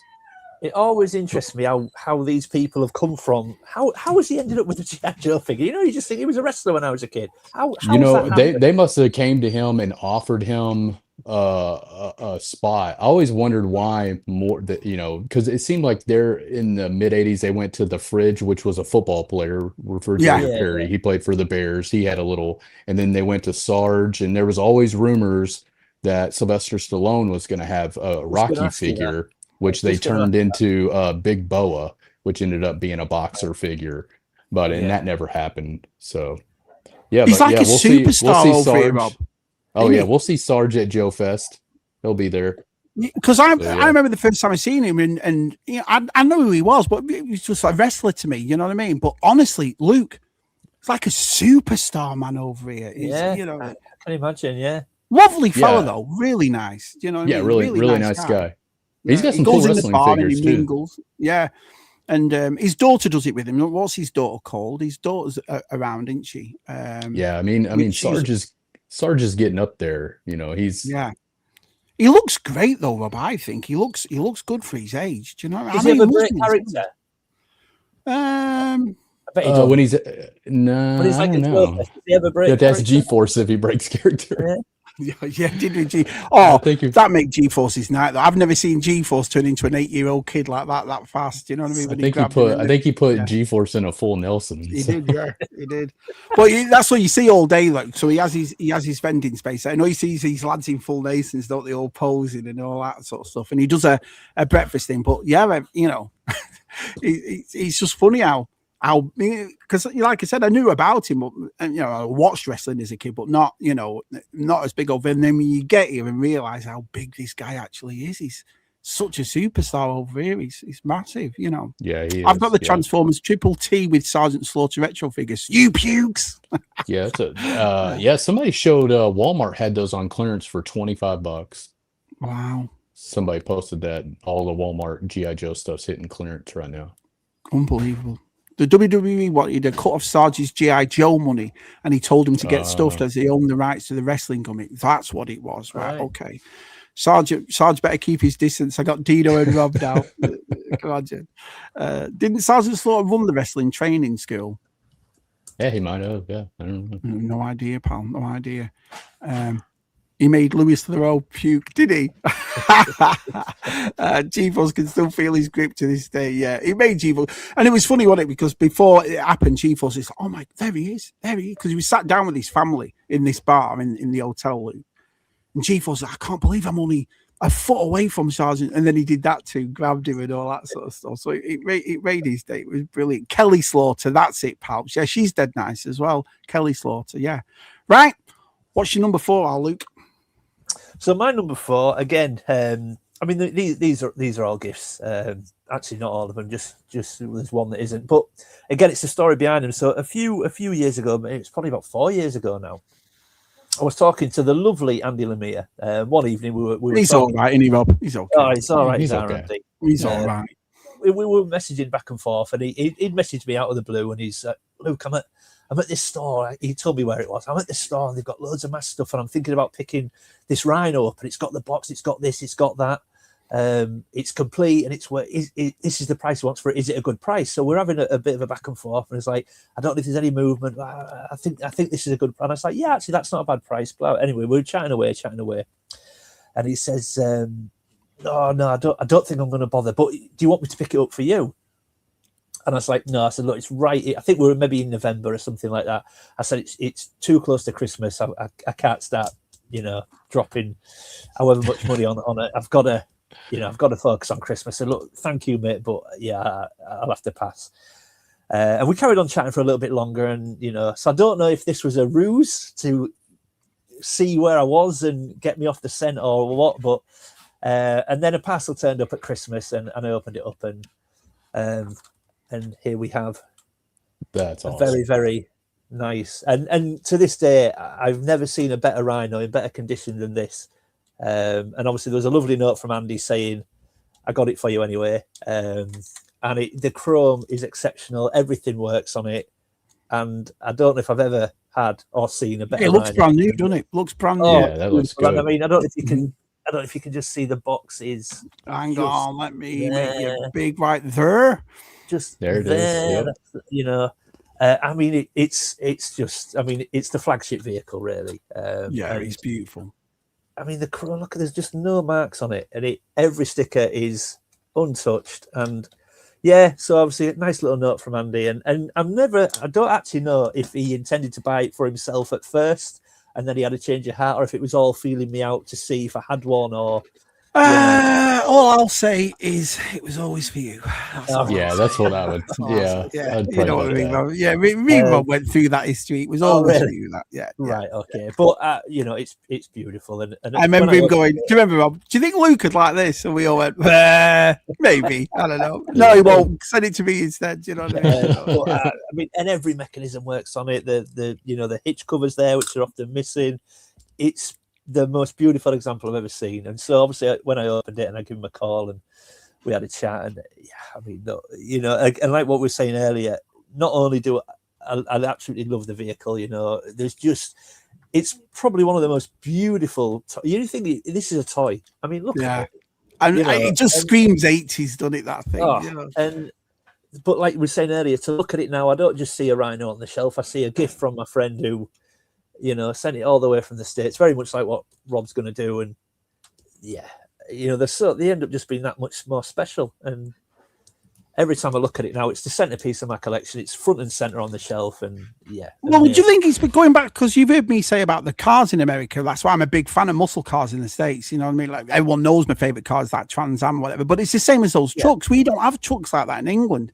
And so when you watch things like that, and then you see all the Port Chocolate Express, that's another thing that you saw that in Big Trouble, and you're just like, or what is it, Optimus Prime? Towards these are like spaceships. Do you know what I mean? We just thought they were the coolest things on earth. You know what I mean? So it just screams that era, doesn't it? I think the Mask Rhino, it really does.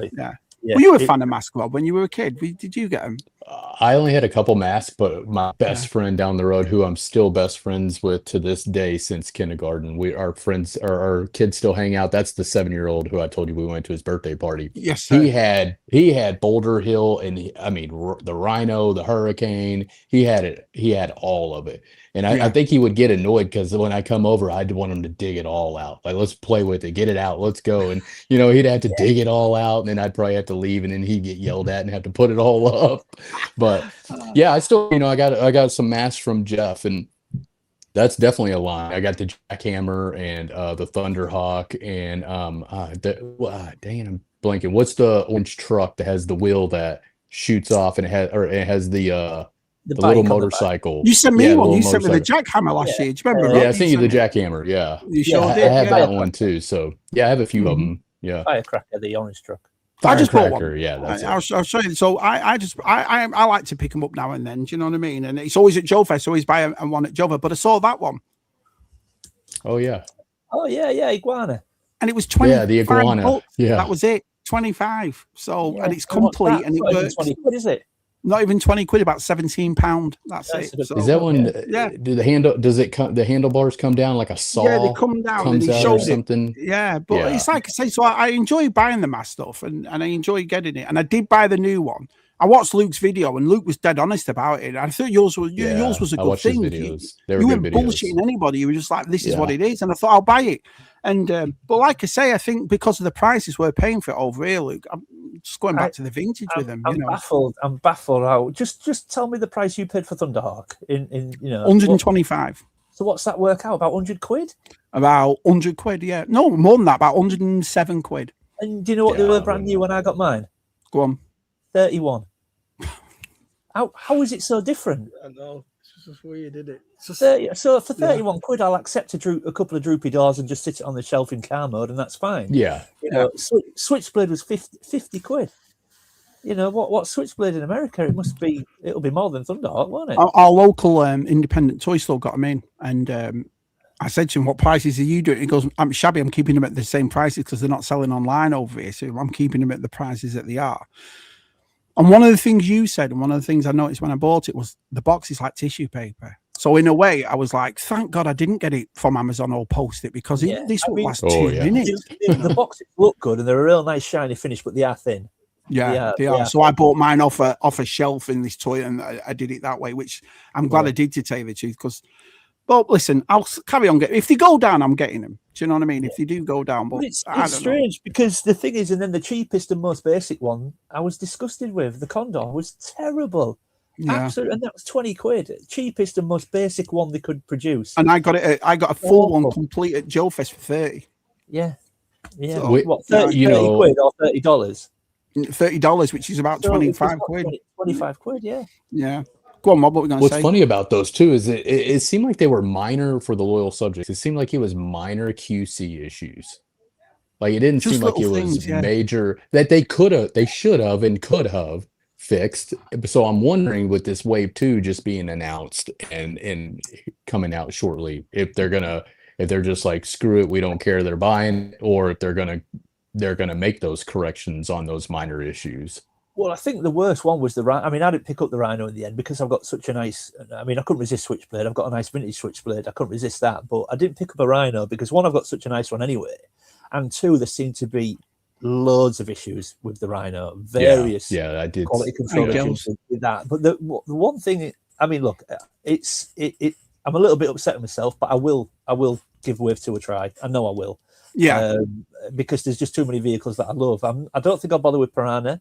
But there's no way I'll resist Firecracker, Gator, and Jackhammer. I just won't. I'll give them a go. Rob sent me a lovely Jackhammer last year. It was really good, really nice condition. One of my favourites, the Ford Bronco. Yeah, it's a cool one. Yeah. But sorry, circling back, but I suspect they won't worry about solving any QC issues, because I watched obviously a lot of videos about people getting their new mass stuff from the loyal subjects and the issue and the quality control issues, and a couple of guys got in touch directly with, well, a lot of people did, but two guys got in touch with loyal subjects and said, look, you know, there's too many quality control problems. What are you going to do? And one of them got an email back from some guy high up at the loyal subjects, and he put it on screen and he read it out as well. And in not so many words, it was written politely, as air quotes politely, but in not so many words, basically this response basically said, we don't feel the issues are that big a deal. Fix them yourself.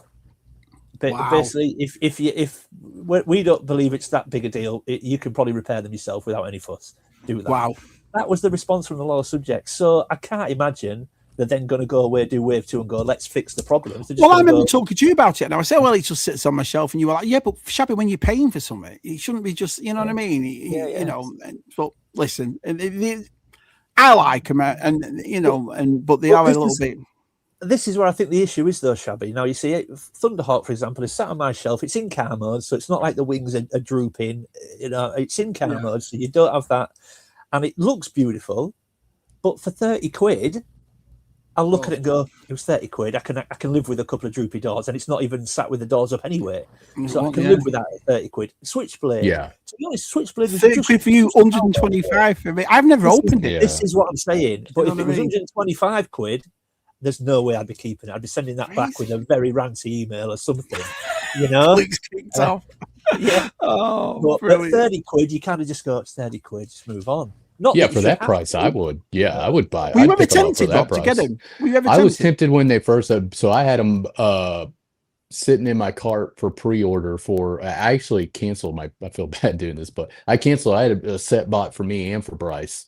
And once it took us so long for them to come out, and I started seeing all the QC issues and all the issues everybody was having, and I just deleted them both out of my cart. So I think for a set of both, I think I was spending like a little bit over $600 total for the set of four. So it was going to cost me almost $1,200 for a set for me and a set for Bryce. You did that exclusive black and gold Rhino. Do you remember that? And it was like $250 over here. We were like, what? Yeah. This is... Well, that's the point, because they did a standard Rhino and the SDCC Rhino, didn't they? Where you got Scott and T-Bob. I mean, I don't know what price that was where you were, but yeah, I would have gone for the standard one. But yeah, crazy. But like I say, I mean, I fully remember the nicest things about it is you making videos on them, to be honest, because very helpful. It was. I agree, Rob. Very helpful because it put you into perspective, and and like I said, without blowing smoke, you were honest in your opinions. You were very honest. I tried to do the videos thinking I don't want to be blinded by my love of the line. You know, because you're not doing anyone any favors if you do that. If you sugarcoat it, people coming to watch and maybe to try and get a bit of insight, you're not doing them any favors. So you've got to put aside your love for the line and just give your honest opinion. Now, like I say, Thunderhawk and Switchblade were just about passable, but Condor was awful, mate. It was the rotor blades. They just it was awful. I saw that on multiple videos too. But then because I watched multiple Sorry, Shabby, go ahead. No, you go ahead. Yeah, because I was going to say I watched multiple videos on those too from different people. I watched yours, Connor, some just random people I don't even know, because I wanted to see, hey, was it a one-off that he got? Yeah. And maybe his was just the plastic was just flimsy and a little, but no, it was like across the board. Everybody was having the same issues. Yeah, it was funny, wasn't it? There were certain pieces that were placed for mocks and pristine toys in a collection, but I have a fondness for beaters. Yeah, I suppose you've right. I mean, if you're finding, but it's like what Luke said. If you're finding a Thunderhawk 40 years one and the doors are a bit like, then fair enough. Do you know what I mean? It's a 40-year-old toy. Plastic. But weren't like that when you got them in 1985. Weren't like that. Yeah. No, it's weird that, but not brand new either. Do you know what I mean? So my vintage mask is still in good condition, says Darren, but might get Gator and Hurricane from the new wave too. I got a nice Hurricane. Yeah, you have. I've got a Hurricane off John, but it's missing a couple of pieces. But it was nice and super awesome to do that for me. The price for these new mass vehicles, they really should have no QC issues. I agree with that. Absolutely, they should. None. Yeah, that was good as well, because I wrote to you about that. There was a couple of things that you put in there that I'd never even seen before. Do you know what I mean? From the mass line. So, it's funny that because I've noticed it with the Thundercats too. You were picking up some Thundercats. I thought, that's Thundercats. That's one of the things I appreciate with the lads, especially Tull, you remember, because they'll show stuff that you like, I don't remember that. Do you know what I mean? Or and then you start, then you go down that bloody thing, don't you? On eBay or market. Yeah. Oh yeah. Looking for stuff. I blame Luke, Monkey Boy, and Dean for getting me into mask vehicles. Yeah, definitely. Yeah, sorry, if there's somebody out there, there's not, which is going to be hard to believe, but that's our Luke right here. So this is Luke's channel, and you cover all aspects. It's funny because I know, without saying, you were a little bit concerned when you were coming not off Star Wars, but not as much. But I think your channel's brilliant because of that now. Do you know what I mean? Yeah, well, I mean, look, Star Wars gets the best return. There's no doubt about that. On the odd occasion, I still do a Star Wars video. It gets by far the best views. Yeah. But I just enjoy doing videos on stuff I want to do them on. I did worry about moving away from Star Wars to start with, because my logo was Star Wars, and that's all the channel was meant to be to start with. But no, I love doing different stuff now, so I won't be. Star Wars will still pop up whenever I pick anything up. But I'm really happy where I am with my Star Wars collection. So at the moment, I'm not buying huge amounts of Star Wars stuff. So no, it's funny, but I think it's like as well. I think once you start getting into other lines, Rob, it starts to open yourself up, don't you? You don't like you tend, go to. That's the great thing about vintage. Is you can get to a point to where you're satisfied and you're happy, and then maybe you can move on to another line and focus on that, because like Luke said earlier, there is an insight. It's not, it's already been made. It's already there. You can see it. You know what you're going to get. I agree, 100% agree. So, like I say, Rob's Instagram that we showed and Luke's channel that we showed, the links for are in the description. So, if you haven't subbed to any of them or followed them, go and have a look. They're awesome boys, these two. I like them, definitely. Right, let's get to your number threes.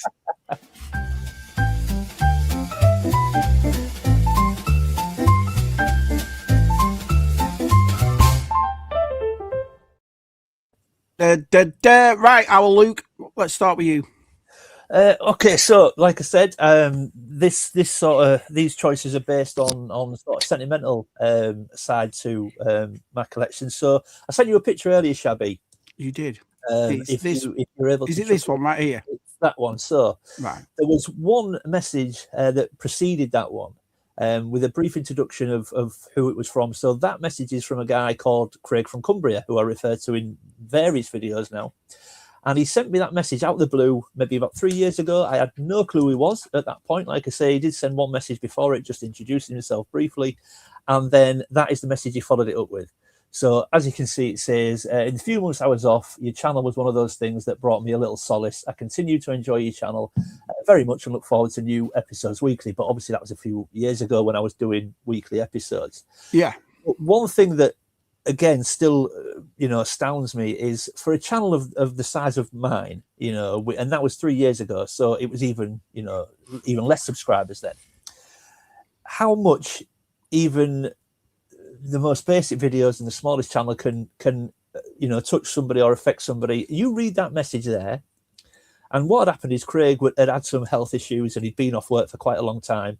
So to then send that message to me, I didn't know who this guy was at that point, and to read it and think, my tiny channel with what I put on it has given somebody solace while they've been off work, not very well, you know, and made them feel a bit better, you know, put a smile on the face, is amazing to me, you know, because I look at my channel, I go, it's basic stuff, it's only very small, you know.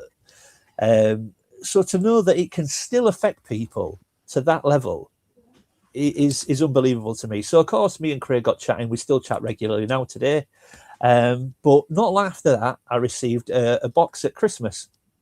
Didn't know anything about it, but of course, as we were chatting, we were talking about our collections. And he's a massive Motu fan, is Craig.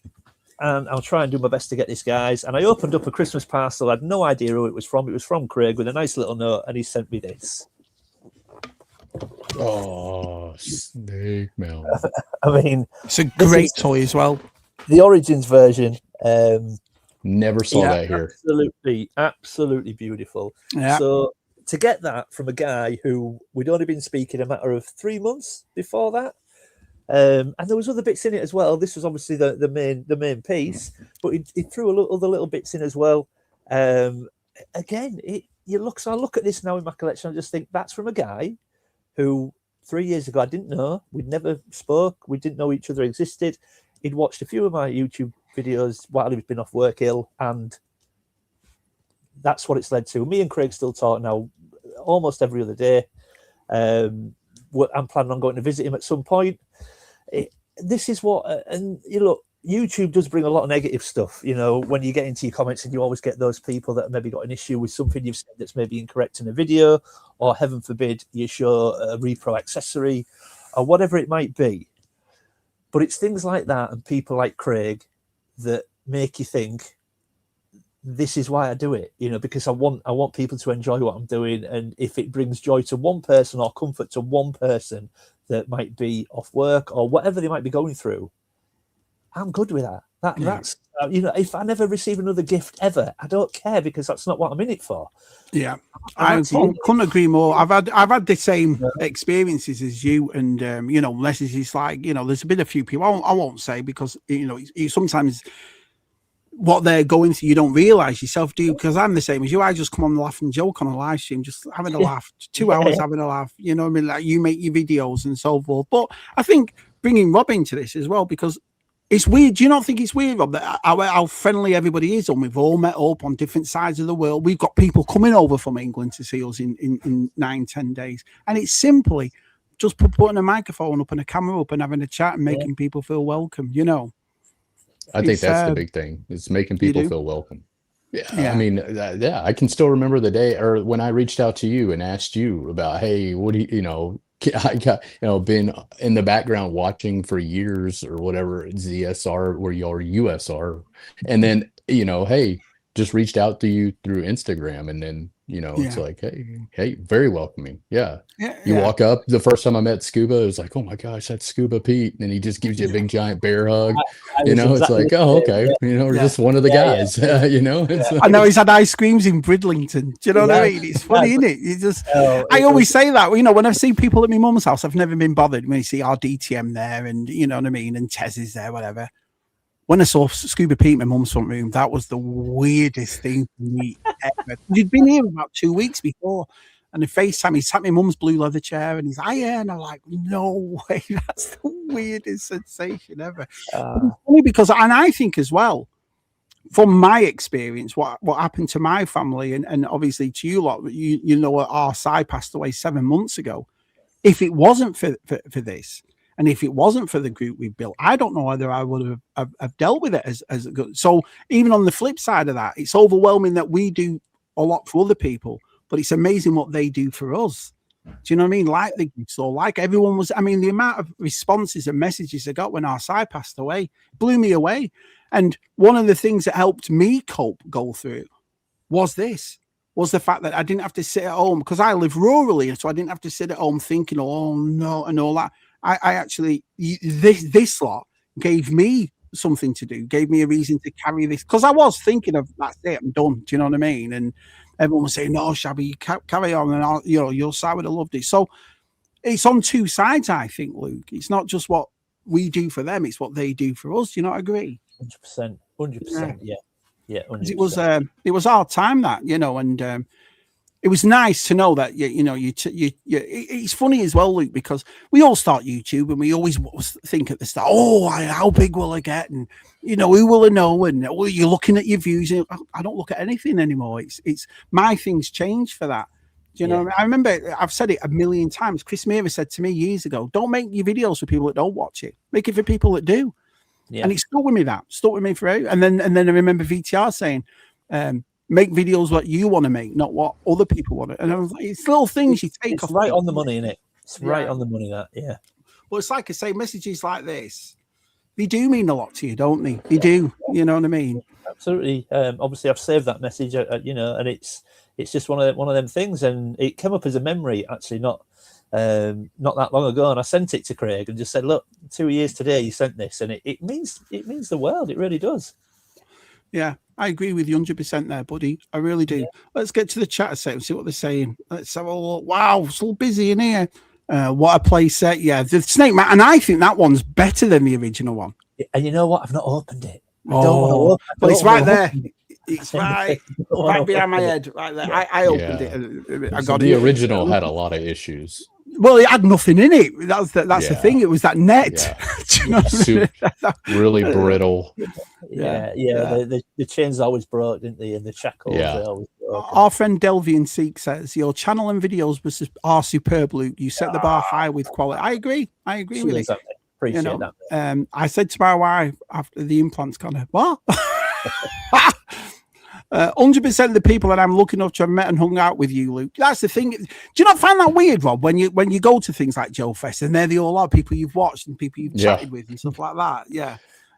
Yeah, it was pretty. Yeah, it's different. Like but it's surreal at the same time. It's like again, you're just so welcomed. It's like you're at the you think they're here, but really they make you. It's like this. You don't. Nobody's like, oh well, I'm. YouTube star. Even when I met Michael from Retro Blasting, super down to earth. Super down to earth guy. Lovely fella. I think that's why we're very lucky, because I can't think of one of us that's full of shit, to tell you the truth, in our little group. Do you know what I mean?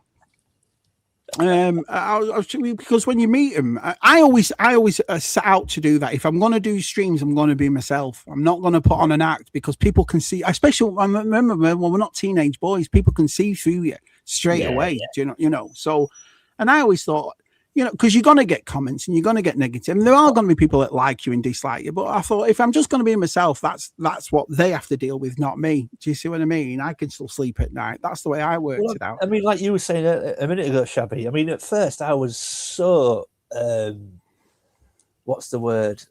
So sort of views, subscribers. I was absolutely obsessed with it. Every time I dropped a video, how many views have I got? Have I got any new subs because of it? Now I couldn't care less. I just do videos because I enjoy doing them. I have a really loyal sort of group of people that are always in the comments, that are always watching, which I love the fact that these people always come back and are so supportive. And now the videos kind of come secondary. I just love the fact that I've met some wonderful people. Rob was just saying there, when Scuba stepped off the train, Scuba and Leslie in Brid, these people are in Bridlington now. And I was watching these at Shabby on Shabby's channel, and I went to shake Scuba's hand, and he just slapped it away, and he was like, "Oh, that's Scuba for you." Exactly. And it was so surreal that they were sat at my dining room table and we were eating together. Went to Farley and had ice cream. It's strange. It's a strange world, but it's funny, because you remember about 20 years ago, 25 years ago, you meet a couple that you knew. And he's got a new girlfriend or boyfriend, and you go, "How'd you meet?" You go, "Online," and we'd all go, "Oh, could be an axe murderer." Weird, that, you know what I mean? Yeah. Now us lot talk to each other more than we do our families half the time. Do you know what I mean? Shabby, online dating is now the norm. It's normal now. The amount of people that meet their partners online. That's what I mean. Now the most standard thing in the world, where 20 years ago you go, "Oh, I don't know, think it could be anybody." Yeah, but Rob's exactly right. It's like you meet in real life, because I've had loads of people here, or we'll meet at Joe Fest. You will at, when you go to the toy fair. There's no weirdness at all, is it? It's just everyone knows each other, But it's funny, because like we were saying about Connor earlier, obviously he's growing up now, so he's 18, but it weren't that long ago that he doesn't do a huge amount of Xbox or online gaming now, but I used to pop my head into his room and he'd be online, he'd be chatting away on his headset, and I'd go, "What are you doing?" Yeah. Playing online with mates. And I was like, your mates? And he went, oh, so-and-so in America and so-and-so. I said, well, they're not your mates, are they?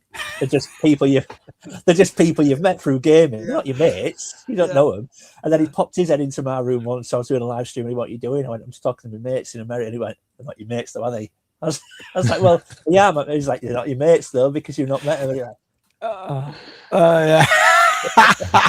Yeah. 6 years of slowly watching you all, says Darren, starting to write comments, to joining streams, and actually getting to meet lots of you all. Very special to me. I've always said that. I've always said it. You know, there's people out there that need, you know, they're not lonely, but they haven't really got much friends and this and that and so on. But we've always been here for them.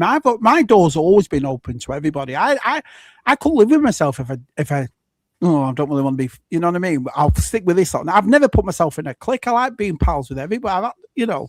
And we've always said on ZSR especially, that if you ever knew and you've been watching us for years, just say hello. Do you know what I mean? I'm very lucky because, like I say, the chat I have for such a small YouTuber, when you're getting 30, 40, up to 70 people watching a ZSR, watching some fat Blackpool bloke talk away. Do you know, I'm very, very lucky, but I'm proud of the chat we've built, which means when somebody new does come in, I don't have arseholes in my chat.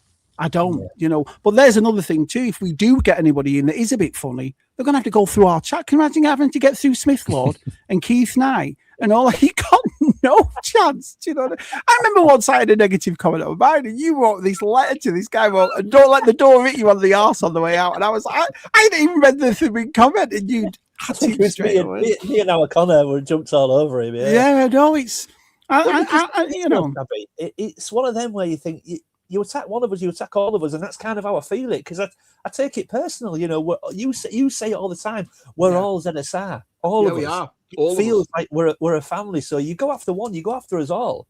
And the second I see anything like that, I'll be honest, I'm a relaxed, placid guy, but I see red. And it does make me proud. It does make me proud. 3 blokes from completely different walks of life, me, Matt and Tez, just decided to have a chat with a bunch of lads on a Friday night, and look what it turned into. Everyone's meeting everybody else. Everybody's spun off and done their own things. Everyone's got these things. Everyone's meeting up, you know. And it's not just necessarily Toy Fest. You're looking at Darren and Stu and Scott and Martin going on a walk. Do you know what I mean? Yeah. And it makes me proud, man. It makes me, we've got people coming to your house for a visit, Luke. Well, this is it. I mean, you know? Not only did we have, just from starting a tiny YouTube channel and obviously meeting you guys, we had Scuba and Leslie here a few years ago. Our Ron visited a couple of years ago, you know, and it's crazy. We've been down and we've met VTR and Camilla, DTM and Helen. Just, it's amazing. Just what a tiny. This is what I mean.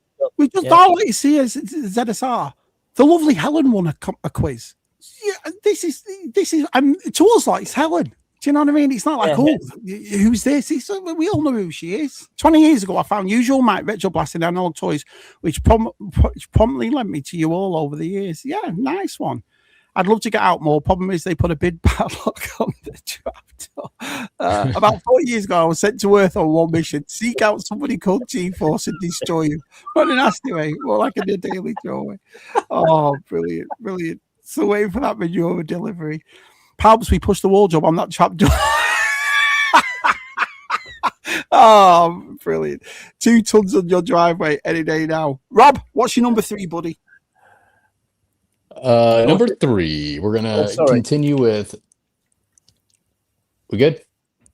We're going to keep going with... We've done number 3, but it's only me. That's what I thought, too. Yeah. I'm a professional, boys. I'm a professional boy. Tomahawk. Oh, we're gonna continue with 86 Joe, so I can't see the camera here, but G.I. Joe box is brilliant. Look at that. So it's in really nice. It looks really amazing nice shape. Yeah. So So to go with that, we'll bring up. Oh dear me. So if you watch G.I. Joe, and if you watched either the movie or 86, 87 G.I. Joe, Tomahawk was like the vehicle that they used in the cartoons. Huge as well. Yeah, it is pretty big. I got let's see, you can see got Roadblock. So I try to match the box. So I thought it was kind of weird. They have Iceberg. Oh. Fun fact, I if only you know don't know, Lifeline. yeah, Iceberg, this guy right here is from Waco, Texas, on his file card. Nice. Yeah. So do you remember that roadblock from the cartoons, Shabby? Sure do. Yeah. Yeah, that's Yeah, when they went to And that's Lifeline as well, isn't it? yeah, that's when they went to version 2 of It's just an Roadblock. awesome. You see, that's the thing. Maybe it was a good thing for my mum I didn't get into Joe's, because I think that would have surpassed Star Wars for me. All the vehicles and play sets, Luke. I mean, it's just amazing. Brilliant. Cool little like tow rope pickup. But that's the thing. If they make that now, you're looking at 300 quid. Oh, yeah. Oh, this would be a HasLab. Yeah. Yeah, probably. Yeah. Yeah, that's amazing. Yeah, the Tomahawk. Yeah, so I got the instructions, and they came unused, so the stickers were still on the. So I started applying a few of the stickers. You can see them. So the only thing I don't have on this guy is I need an engine cover right there. So you'll get one at Joel's Festival. Yeah, you'll get one of them. Yeah, $10-15. Yeah, we'll complete that. It's got a ramp. Comes down. I've got to admit, I do look at these when you're showing this now, Rob. I do look at it and go, why didn't I have any of this stuff when I was a kid? Why didn't I go for G.I. Joe? I did not. I had a lot of vehicles, G.I. Joe vehicles, but I did not have the Tomahawk. And this thing is beefy. It's pretty big, especially when you add the blades. I can't think of anything that we had compared with that as kids. What else was there? Like that big helicopter? There wasn't really, was there, Luke? No, not really. I mean, I've just picked up the Skyfire from Rambo, but it's nowhere near that size. I mean, it's quite big, but nothing like that. I never got into that line as a kid, Rambo. I never, I watched your videos and I saw Luke, our scuba pick up the headquarters, and obviously VTR. And did you get into it, Rob? Rambo as a kid, the figures? I had like the regular Rambo, not the Forces of Freedom, and I remember having Troutman, but it wasn't something we were just like bunch into. I mean, I remember seeing the cartoons. I found an old picture of my brother when he was like probably 2 years old, and he has a Forces of Freedom Rambo pajama set on. It's kind of funny. Yeah. Luke could still wear that now. Yeah, it's pretty cool to see. Brilliant. Right, here's your number twos.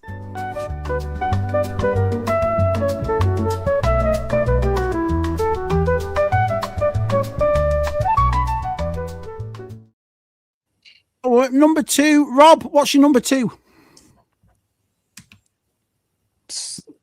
You might have to do that again, Shabby. Right, we're at number two. Rob, what's your number two? Sorry, I got to hop up to get all my stuff. It's everywhere. All right, so my number two is... So this probably should be my number one, but I put this as my number two. So this is all-time best G.I. Joe. Probably number one favorite for me is the 1984 Zartan. Oh, wow. With the swamp skier. So, yeah. Cool. I got this. So is that where did they have to change the file card for Zartan because they put on it that he was a schizophrenic or something? Did they have to change right here. Psychological profile, extreme paranoid schizophrenic. So they had to change that, and Hasbro actually sent out an apology letter. Wow. Or like an apology statement or something. So yeah, it came with the box, and then it came with all of its goodies. So it came with the blueprints, and it came with I found out from Andy that these are called spruces. The swamp skiers hasn't been put together yet. So I remember Turtles weapons came with a spruce, didn't it? Do you remember? Yeah, it did, Yep. It came with his little. It's got a little toe. So is that like a trailer? Yeah. Yeah, he pulled behind him. So and then there's the one and only, the infamous. It is brilliant. Yeah, and he still changes color. You could probably go stick him in the sun; it'll turn dark blue. So what was it? You stuck him in the fridge or stuck him in the sun, Rob? Which one was it? The sun. So him. So if you don't know, and I know, I'm going to give you a little tutorial on G.I. Joe real quick. So Zartan, that's a stand. Zartan, Zarana, and oh man, now I'm blanking on the brother, Zaymont. No, that's one of the twins. Dang, what's his name? Anyways, Zartan's sister and his brother, they changed colors like Zartan. Well, part of that. Yeah, they'll change colors. So part of that making them change colors is if their O-rings break, they call these sonic welds, the little body piece where you can take the screw out on most of the Joes and pop them apart. They're like glued together. So you can't, you have to get in there and really pry them apart and be real careful you don't break them. So if you ever buy one and you're wanting to get one, don't buy one with a busted O-ring.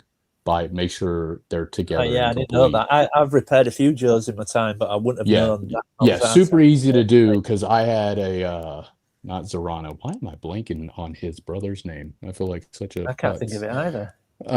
Anyways, I had one and the O-ring broke and I tried to go film like, what is this? I had to go look it up and they were like, yeah, it's like glued or sonic welded together. So you have to really like get in there and they tell you to cut it. And I was like, this is a mess. Yeah. So anyway, yeah, Zartan 84. That's I love Zartan. Is that with the mask and he has the face that you can put on and Yep. Yeah, it comes with a little black case with the mask. Yeah, it comes with a gun. VTL says nothing like being wrapped up in an R18 killer machine as a kid. That's right. Oh, absolutely brilliant. What's your number 2, Luke? So my number 2 is this guy. Wow. So the reason why this wasn't a gift, although I do need to give a big shout out to our Steve Darby because he gave me a stupid deal on this. So this actually it isn't my number 2 because it's Yak Face, and obviously Yak Face is quite an expensive figure and all that stuff. This is my number 2 because this was the last figure that I bought. This could have been any figure. It just happened that this guy was the last one to finish the 96. So this really is in because it signifies a 40, probably around a 41 year journey completed. When I was 6 years old in 1985, obviously Star Wars was on its way out at that point. It was, the last year of production of Star Wars figures, but I was only 6 and I was banging into collecting Star Wars figures at that point, even though they were sort of on the decline. And even as a kid, we all used to look at the back of the cards. I'd cross figures off when I got them, but we all saw those infamous words, collect them all. And I got this 2 years ago, and I don't know how to tackle a video about completing the 96 figures because I've no idea how to approach it. But this signifies a 6-year-old me saying to myself, collect them all. And as of 47 years old, I've now finally done it. And it weren't just because it was Yak Face. It could have been any figure. It just so happened that this one was the last one I had to get. So this signifies not only finishing the 96, but 6-year-old me finally getting every Star Wars figure that I wanted. How does it make you feel though when you finish something off? Well, there's a sense of satisfaction, obviously, in sort of looking at your collection going, that's every figure. I never, ever have to buy another Star Wars figure ever again. Now, don't get me wrong. I may upgrade. There's a couple that you look and go, well, I could maybe do with a nicer one. So I might upgrade a couple of figures as I go. And there are still some... I've got every figure, but they're not all original and complete. I've maybe got about 20 to complete with accessories, but I've got every figure. So whilst one journey is complete, there is still work to do, if that makes sense. But there is something, I don't know, satisfying, don't really do it justice. There is something to look at my figures and just think that's every figure. And as of 47 years old, it's took me 41 years. It's weird that name when you think of it that way. You know what I mean? And even though obviously I went for a period when as I was growing up, I never once not loved the idea of buying toys again, or obviously I went through a big period of when I was growing up that I didn't have anything.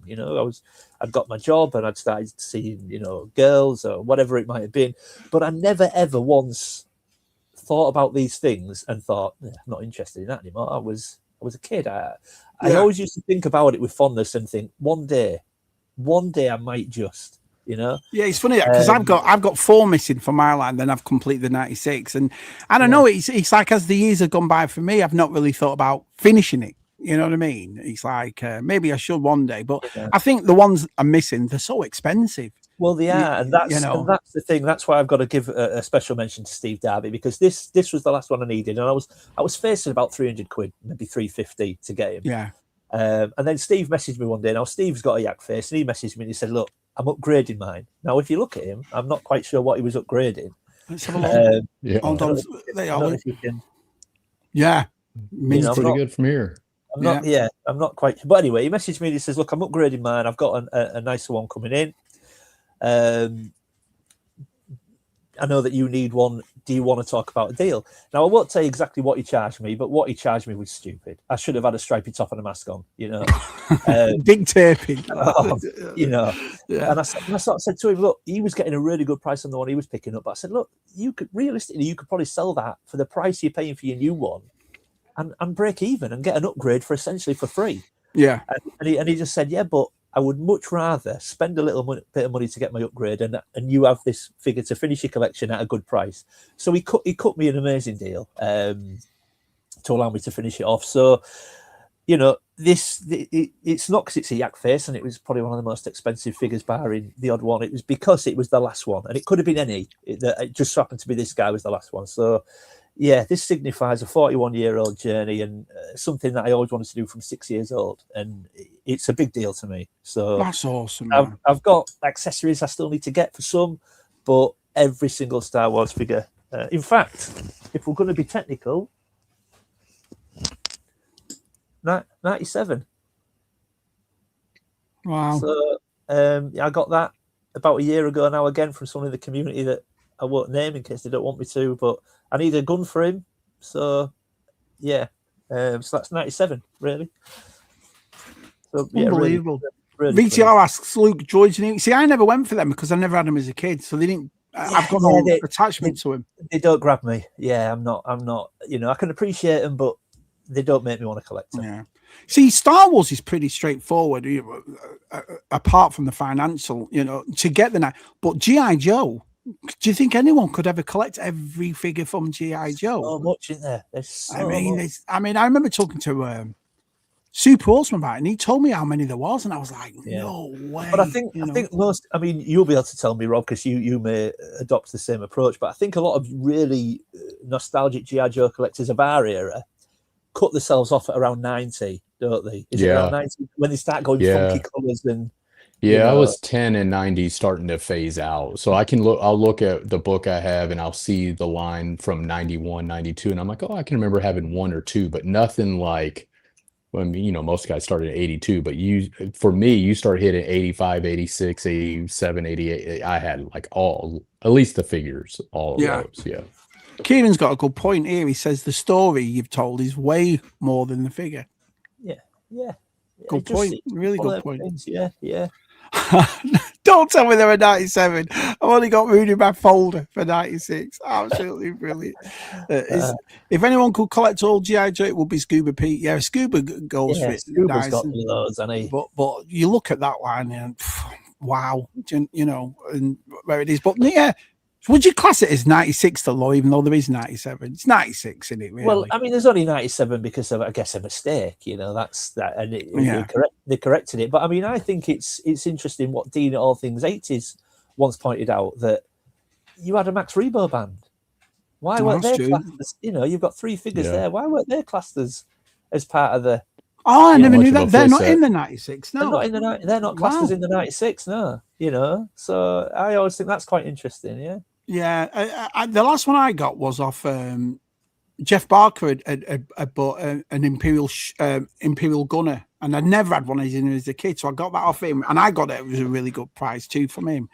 And I think EV99 I need, a Man I need, and who else is it I need? And see, I never classed Blue Snag as that was Yak Face. To me, I never really, although I should really, I suppose, but I never had them. But I don't know. It's just like the point of me spending that hundreds of dollars on a loose figure. It's like, it's tough. I mean, I don't know if I'd have been at the stomach paying $350. Like I say, I was very lucky that Steve came to me, and I could just about stomach. What I mean, the price he was offering me was amazing as far as Yak Face prices go. Yeah, but to me, it was still a lot of money for a 3.75 figure. But in my mind, it's one and done, Luke. Just do it, and then it's done, and you never have to look at it again. You were saying about Chris Miwar earlier, Shabby, when he said about don't make videos for people that don't watch me, and you've remembered it. Well, somebody in the chat once, VTR Dave, we were talking once, and he once said something to me very early doors that has resonated. Because, look, my toy budget is very modest month to month, gets even more modest most years. So I've got to do things very carefully and not overstretch myself.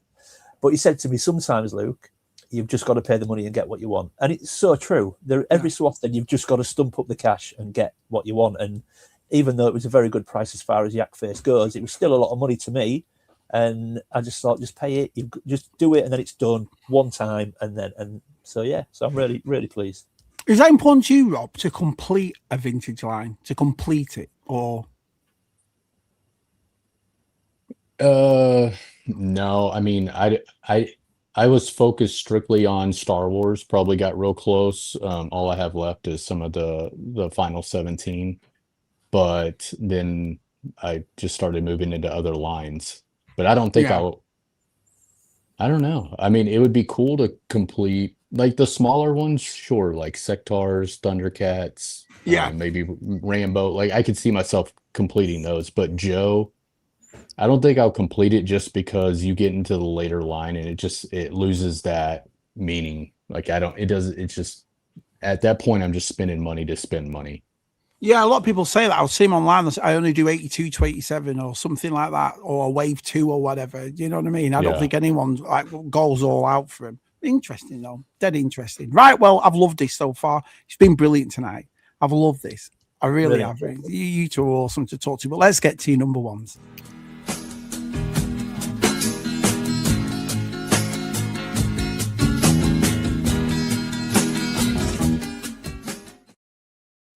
I thank everybody for watching as well. We've had over 30 people all night. We've had over 40, over 30. So I appreciate it. Thank you all very much.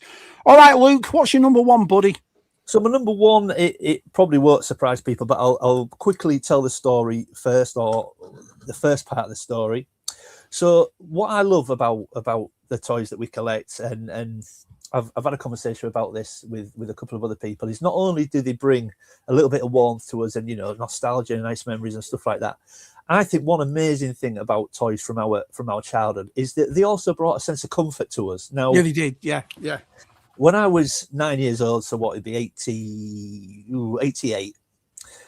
Sadly, my mum and dad split. It was tough on me and my brother. It was a trying time for everybody, even at such a young age. Obviously, we're through a process of my mum moving out, and we went with her, and it was a difficult time. And I remember she took me and my brother out one Sunday morning, and it was obviously to try and soften the blow. So she took us to our local Woolworths, and at that point, Transformers were very prominent on the shelf. And just the year before, in 1987, they just released the Headmasters, and she basically said to us, "Look, pick a toy each." And obviously, this was to, like I say, try and soften the blow to what she was about to sit us down and talk to us about. So we both bought a Transformer. She went and sat us down in a cafe and basically said, "Look, me and your dad are splitting up," sort of thing.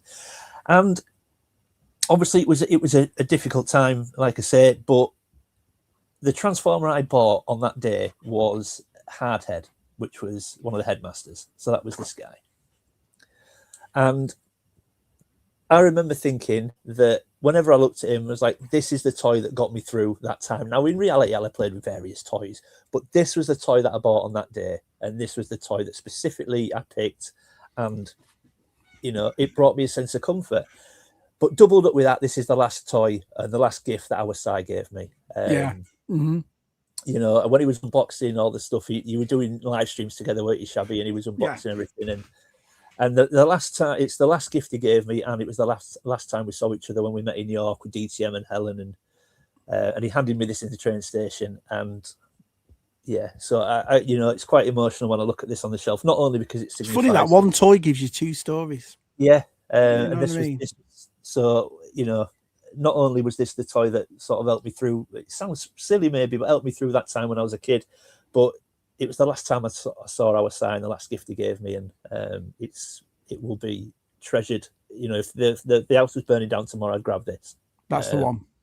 It just, it's ridiculously important to me now, and I wouldn't ever part with it for love nor money. So, yeah, absolutely love this. Do you have a toy like that, Rob? Like the one toy, if everything had to go, you'd keep that one forever? No, because I don't have anything from my childhood. If I did, I would probably keep that or go to that. But no, I don't have anything like that. You know, I have the Return of Jedi Luke. That's the one for me. Do you know what I mean? I just love that figure, and so yeah, that's awesome, man. That's a great number one. That's brilliant. Let's just get to the chat before we get to Rob's number one. Droid Factory R2D2 palps. That's what Martin needs. I tried to start Shabby collecting classifieds by giving him an elusive Cobra Island trooper. Worked for a bit, but now he's a retro. I think it's because what happened there is I'm buying these classifieds. I talked to Rob about it, and I'm like, bro, yeah, who is it? I had no idea who it was. So what I did was I watched the whole seasons of the actual G.I. Joe, the cartoon. And I loved it, absolutely loved it. And I'm watching it through, 50-year-old eyes. And I'm like, this is awesome. I remember the one, Older Toilet, but it was called Older G.I. Joe, whatever, Older Cobra, where they were spraying the thing on them all, they're all turning it. It was just brilliant. And so when the retro line came out, the 6-inch line, I thought, that's the Joes for me, because I know who these characters are. And then, like I said, a couple of nights ago, I watched the G.I. Joe, the 87 movie, and I love that. So I thought, yeah, I'll just go that way. So yeah, I've enjoyed collecting that retro line. I think I've got them all bar too. I need the Snake Eyes and the Storm Shadow, the very first, but I'll find them at Joe Fest. Do you know what I mean? So I'll just get hold of them. Vinyl Cape Jawa. Was that important to you, a Vinyl Cape Jawa? Because I know our friend Jeff, he got one, and Andy found one and whatever. But was that bothered to you to a Vinyl Cape Jawa?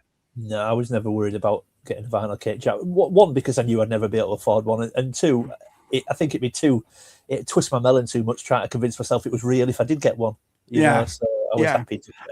I think that's what it is. I think when it comes to expensive, I have to have a thing for that. I have to have an attachment to it. Do you know? You know, like what VTR said about the Ewoks and the Droids line. I never had them, so I'm no. Do you know what I mean? I wasn't really that bothered about them, to be honest. One and done, Luke, not a nickname I'd picked for myself, but I've been and picked up Martin a gem of a gift this weekend. Look at that. Very nice. Very nice. I'm only drawing what's in the movies. Having trouble with Cloud Car pilots. His artwork's come along brilliantly, so you're doing very well there. Hi, Phil. Good old Phil's here, just in time for the number ones. Nice to see you, Phil. Let's have a look. I've always loved G-Force. Was X-Wing Luke technically Biggs, as the X-Wing vehicle was Red 3? I never thought about it being Luke Skywalker, the X-Wing. It was just always an X-Wing pilot to me when we were kids. Yeah, but obviously it was Luke, wasn't it? Who was that and what we done with R2? Brilliant. Treasure's saying hello to everybody. Sorry, I'm back. Steph has my iPad. Hi, APD. Nice to see you. Cheers. I appreciate that, mate. I really do. Lord Stanley Cup's coming home, Shabby, and I'm in. Yeah, I saw that the Hurricanes won it. That's a great attachment, Luke. Yeah, it is. Lovely. Cheers, everyone. That's really nice what you're saying. Yeah, I appreciate that. Yeah. It's funny, isn't it? Little things, because I think that's what it is for us lot. It's more than toys to us, isn't it? It's memories. Absolutely is, yeah. You know. Yeah, I agree with that. Awesome story. Oh, look, age 18, happy I've been here most of the night just lurking and sorting our stuff out. Well, cheers, APD. Sorry we're late. That was me too in 75. Brilliant. Yeah. And Mr. B. Right, Rob, what's your number one, buddy? So we're going to stick with Joe. So this is from 1984. So about 4 years ago, maybe 3, I was on Stu's channel, My Collecting Life or something. And I remember he asked me what my holy grail of G.I. Joe would be. And I told him it would be this. And I almost pulled the trigger a couple times at Joe Fests, and I never did. But I recently picked it up a few months ago. Hang on, I'm just trying to fix this so it'll stay up. Oh, the whale. It's unreal. Wow. Yeah. That is a great vehicle. It's ridiculous, isn't it? Wow. You got the... Yeah, because Stu restored one, I think, didn't he? Through COVID, did he restore one? Yeah, he did. Yeah, I think he did an Action Force. That's right. That's right. Is his Action Force one? Yeah, you're right. Oh, look at that! Look how big it is. You see the guys in the cockpit. You realize just how big it is. Yeah. So I got. He comes with Cutter.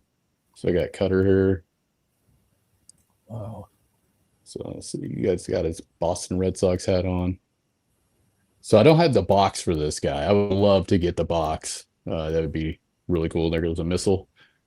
Added Shipwreck, and then I got Gung Ho and Roadblock manning the machine guns. But let's see. Then this will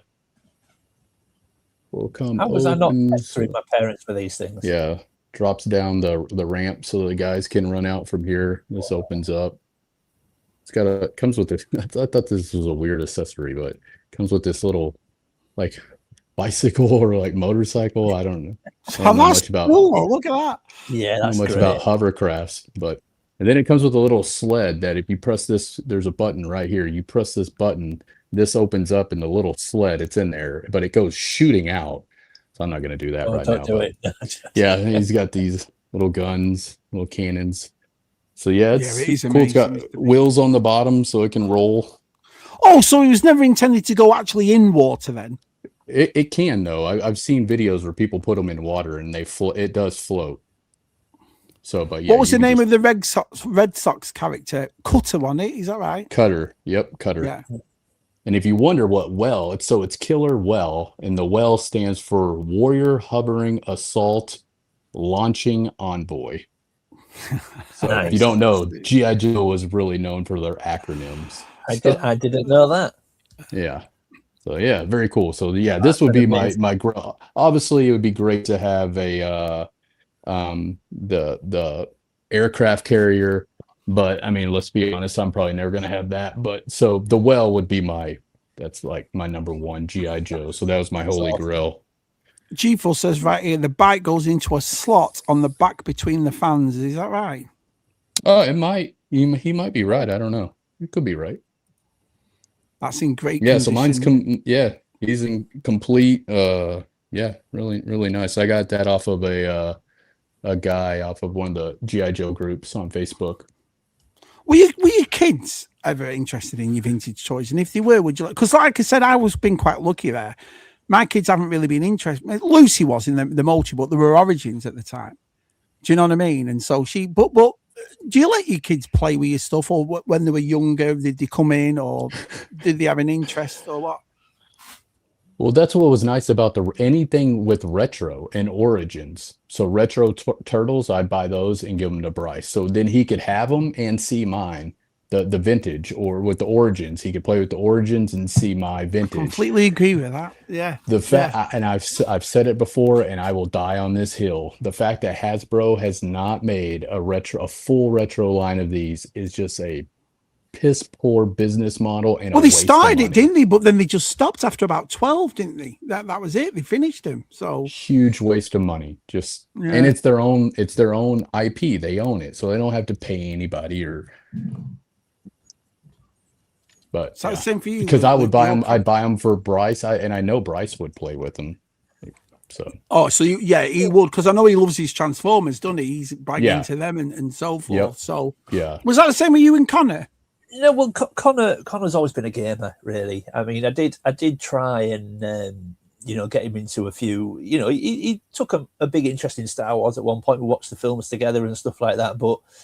He was always more once we watched the film, he'd jump on his Xbox, and I did get him to. I did pick him up a couple of Star Wars figures once. I got him a vintage Vader and a couple of more, and stuck him on his shelf. And at one point, he did look like he was getting interested in it. But then one day he was having a bit of a rake out in his room. He came through into my collection room and he went, "Yeah, mate, can I have them back?" Just done. You have him. So vice versa. Cheers, mate. Oh, Lucy, I mean, she's 15 now, but she's always collected Jurassic World, Jurassic Park. She loves the dinosaurs. So you go into her room and I did her the shells, whatever, and it's full of them, which is kind of weird but she doesn't play with them. She likes to display them on shelves and so on. She's got hundreds of them. Do you know what I mean? But I never did that. I was never a Jurassic Park or Jurassic World guy. So it's fine. So I think that's what it is. The stuff I collect, she's not interested in. And the stuff that she had. Because, like I said, that she's coming up to 16. She's not playing with them or anything. There will be a time and they all go. And I don't know what to do with them because I don't, you know what I mean?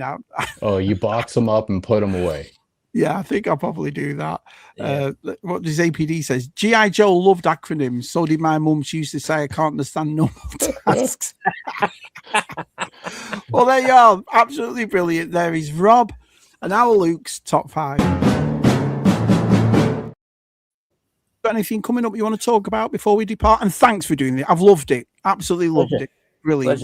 Yeah, 2 hours 24 minutes flies when you've got your boys on. Flies. Yep. But coming up, Luke or Rob, that you want to say before we go? I think a couple of videos, but I'm struggling to get time. But there is another toy fair coming up in York in August. It's a couple of months away, but I will be going back there, so maybe get some footage there. But there'll be something popping up soon. There always is. Yeah, there always is definitely something. I'm going to go on a break for a bit because obviously, I've got family coming over, so I won't be here for a while. But the next time, ZSR, the next time we'll be doing ZSR is the 10th of July. So 10th of July, they will be back, which is the Friday. And then the Monday after, Top 5 will return on the 13th of July. And I've got Sags and Oppie on. So Oppie and Sags are doing it. So, and like I say, cool. I've got to carry on Top 5 for a bit. And then obviously we'll come back with Tub Thumpers, probably September, October. If you'd like to come on Top 5, just message me. Just message me and say, Shabby, I've got a Top 5 I'd like to show. Everyone's welcome at Shabby's. You are. So it doesn't matter what you've got. You've seen the Top 5s. We've seen everything from clothes to TV shows to, to toys. So if you fancy coming on Top 5, you're more than welcome to do it. Right. So let's have a look. My disappointment is unmeasurable. My day's ruined. Okay. I don't know what's that about. Yeah, awesome Top 5 tonight. Thank you, pal. Enjoy Joe Fest. Yeah, we'll have a good time. And no doubt me or Stu or somebody will do a stream about it when we all come back and we'll show our goodies and so. I was meant to do what I picked up in June, but I might put June, July together and do my Joe Fest haul and so forth. But we'll definitely do something. I will enjoy it. Yeah, I think I need to spend time with them, so I can't wait to see him, to be honest. It'll be awesome. Great. Yeah, you'll brilliant enjoy show it. tonight. Have a great time, Shabby, with your family and having fun at job. Yeah, Carl. Yeah, me and Rob. I see you in 9 days, Rob. That's right. Counting it down. Yeah, we're very lucky because, like I say, Friday, Saturday, and Sunday. Do you know what I mean? So they go all out over here for Joe Fest. It's a really it's a good show. Great stream tonight, lads. Great show. Thank you all so much. You put it with the lack of ZSR. Well, Matt and Tez, they might do something. They're more than welcome to. Not ZSR. We've also got Luke, who's been basically ZSR all this time, haven't you? Des and everybody. So if Matt and Tez want to do something, they're more than well. They don't need me for that. But ZSR, the three of us will be back on the 10th of July. Good to see you, fellas. Thanks for sharing your stories. I appreciate that. Top show, great stream. And here we go. Let's have a look. Looking forward to seeing what I've missed on the rerun. Well, cheers, Matt. It's a good one. It's these two, isn't it? So you're bound to see good stuff. Take care, everyone. Have a great week at work. Thank you, Luke.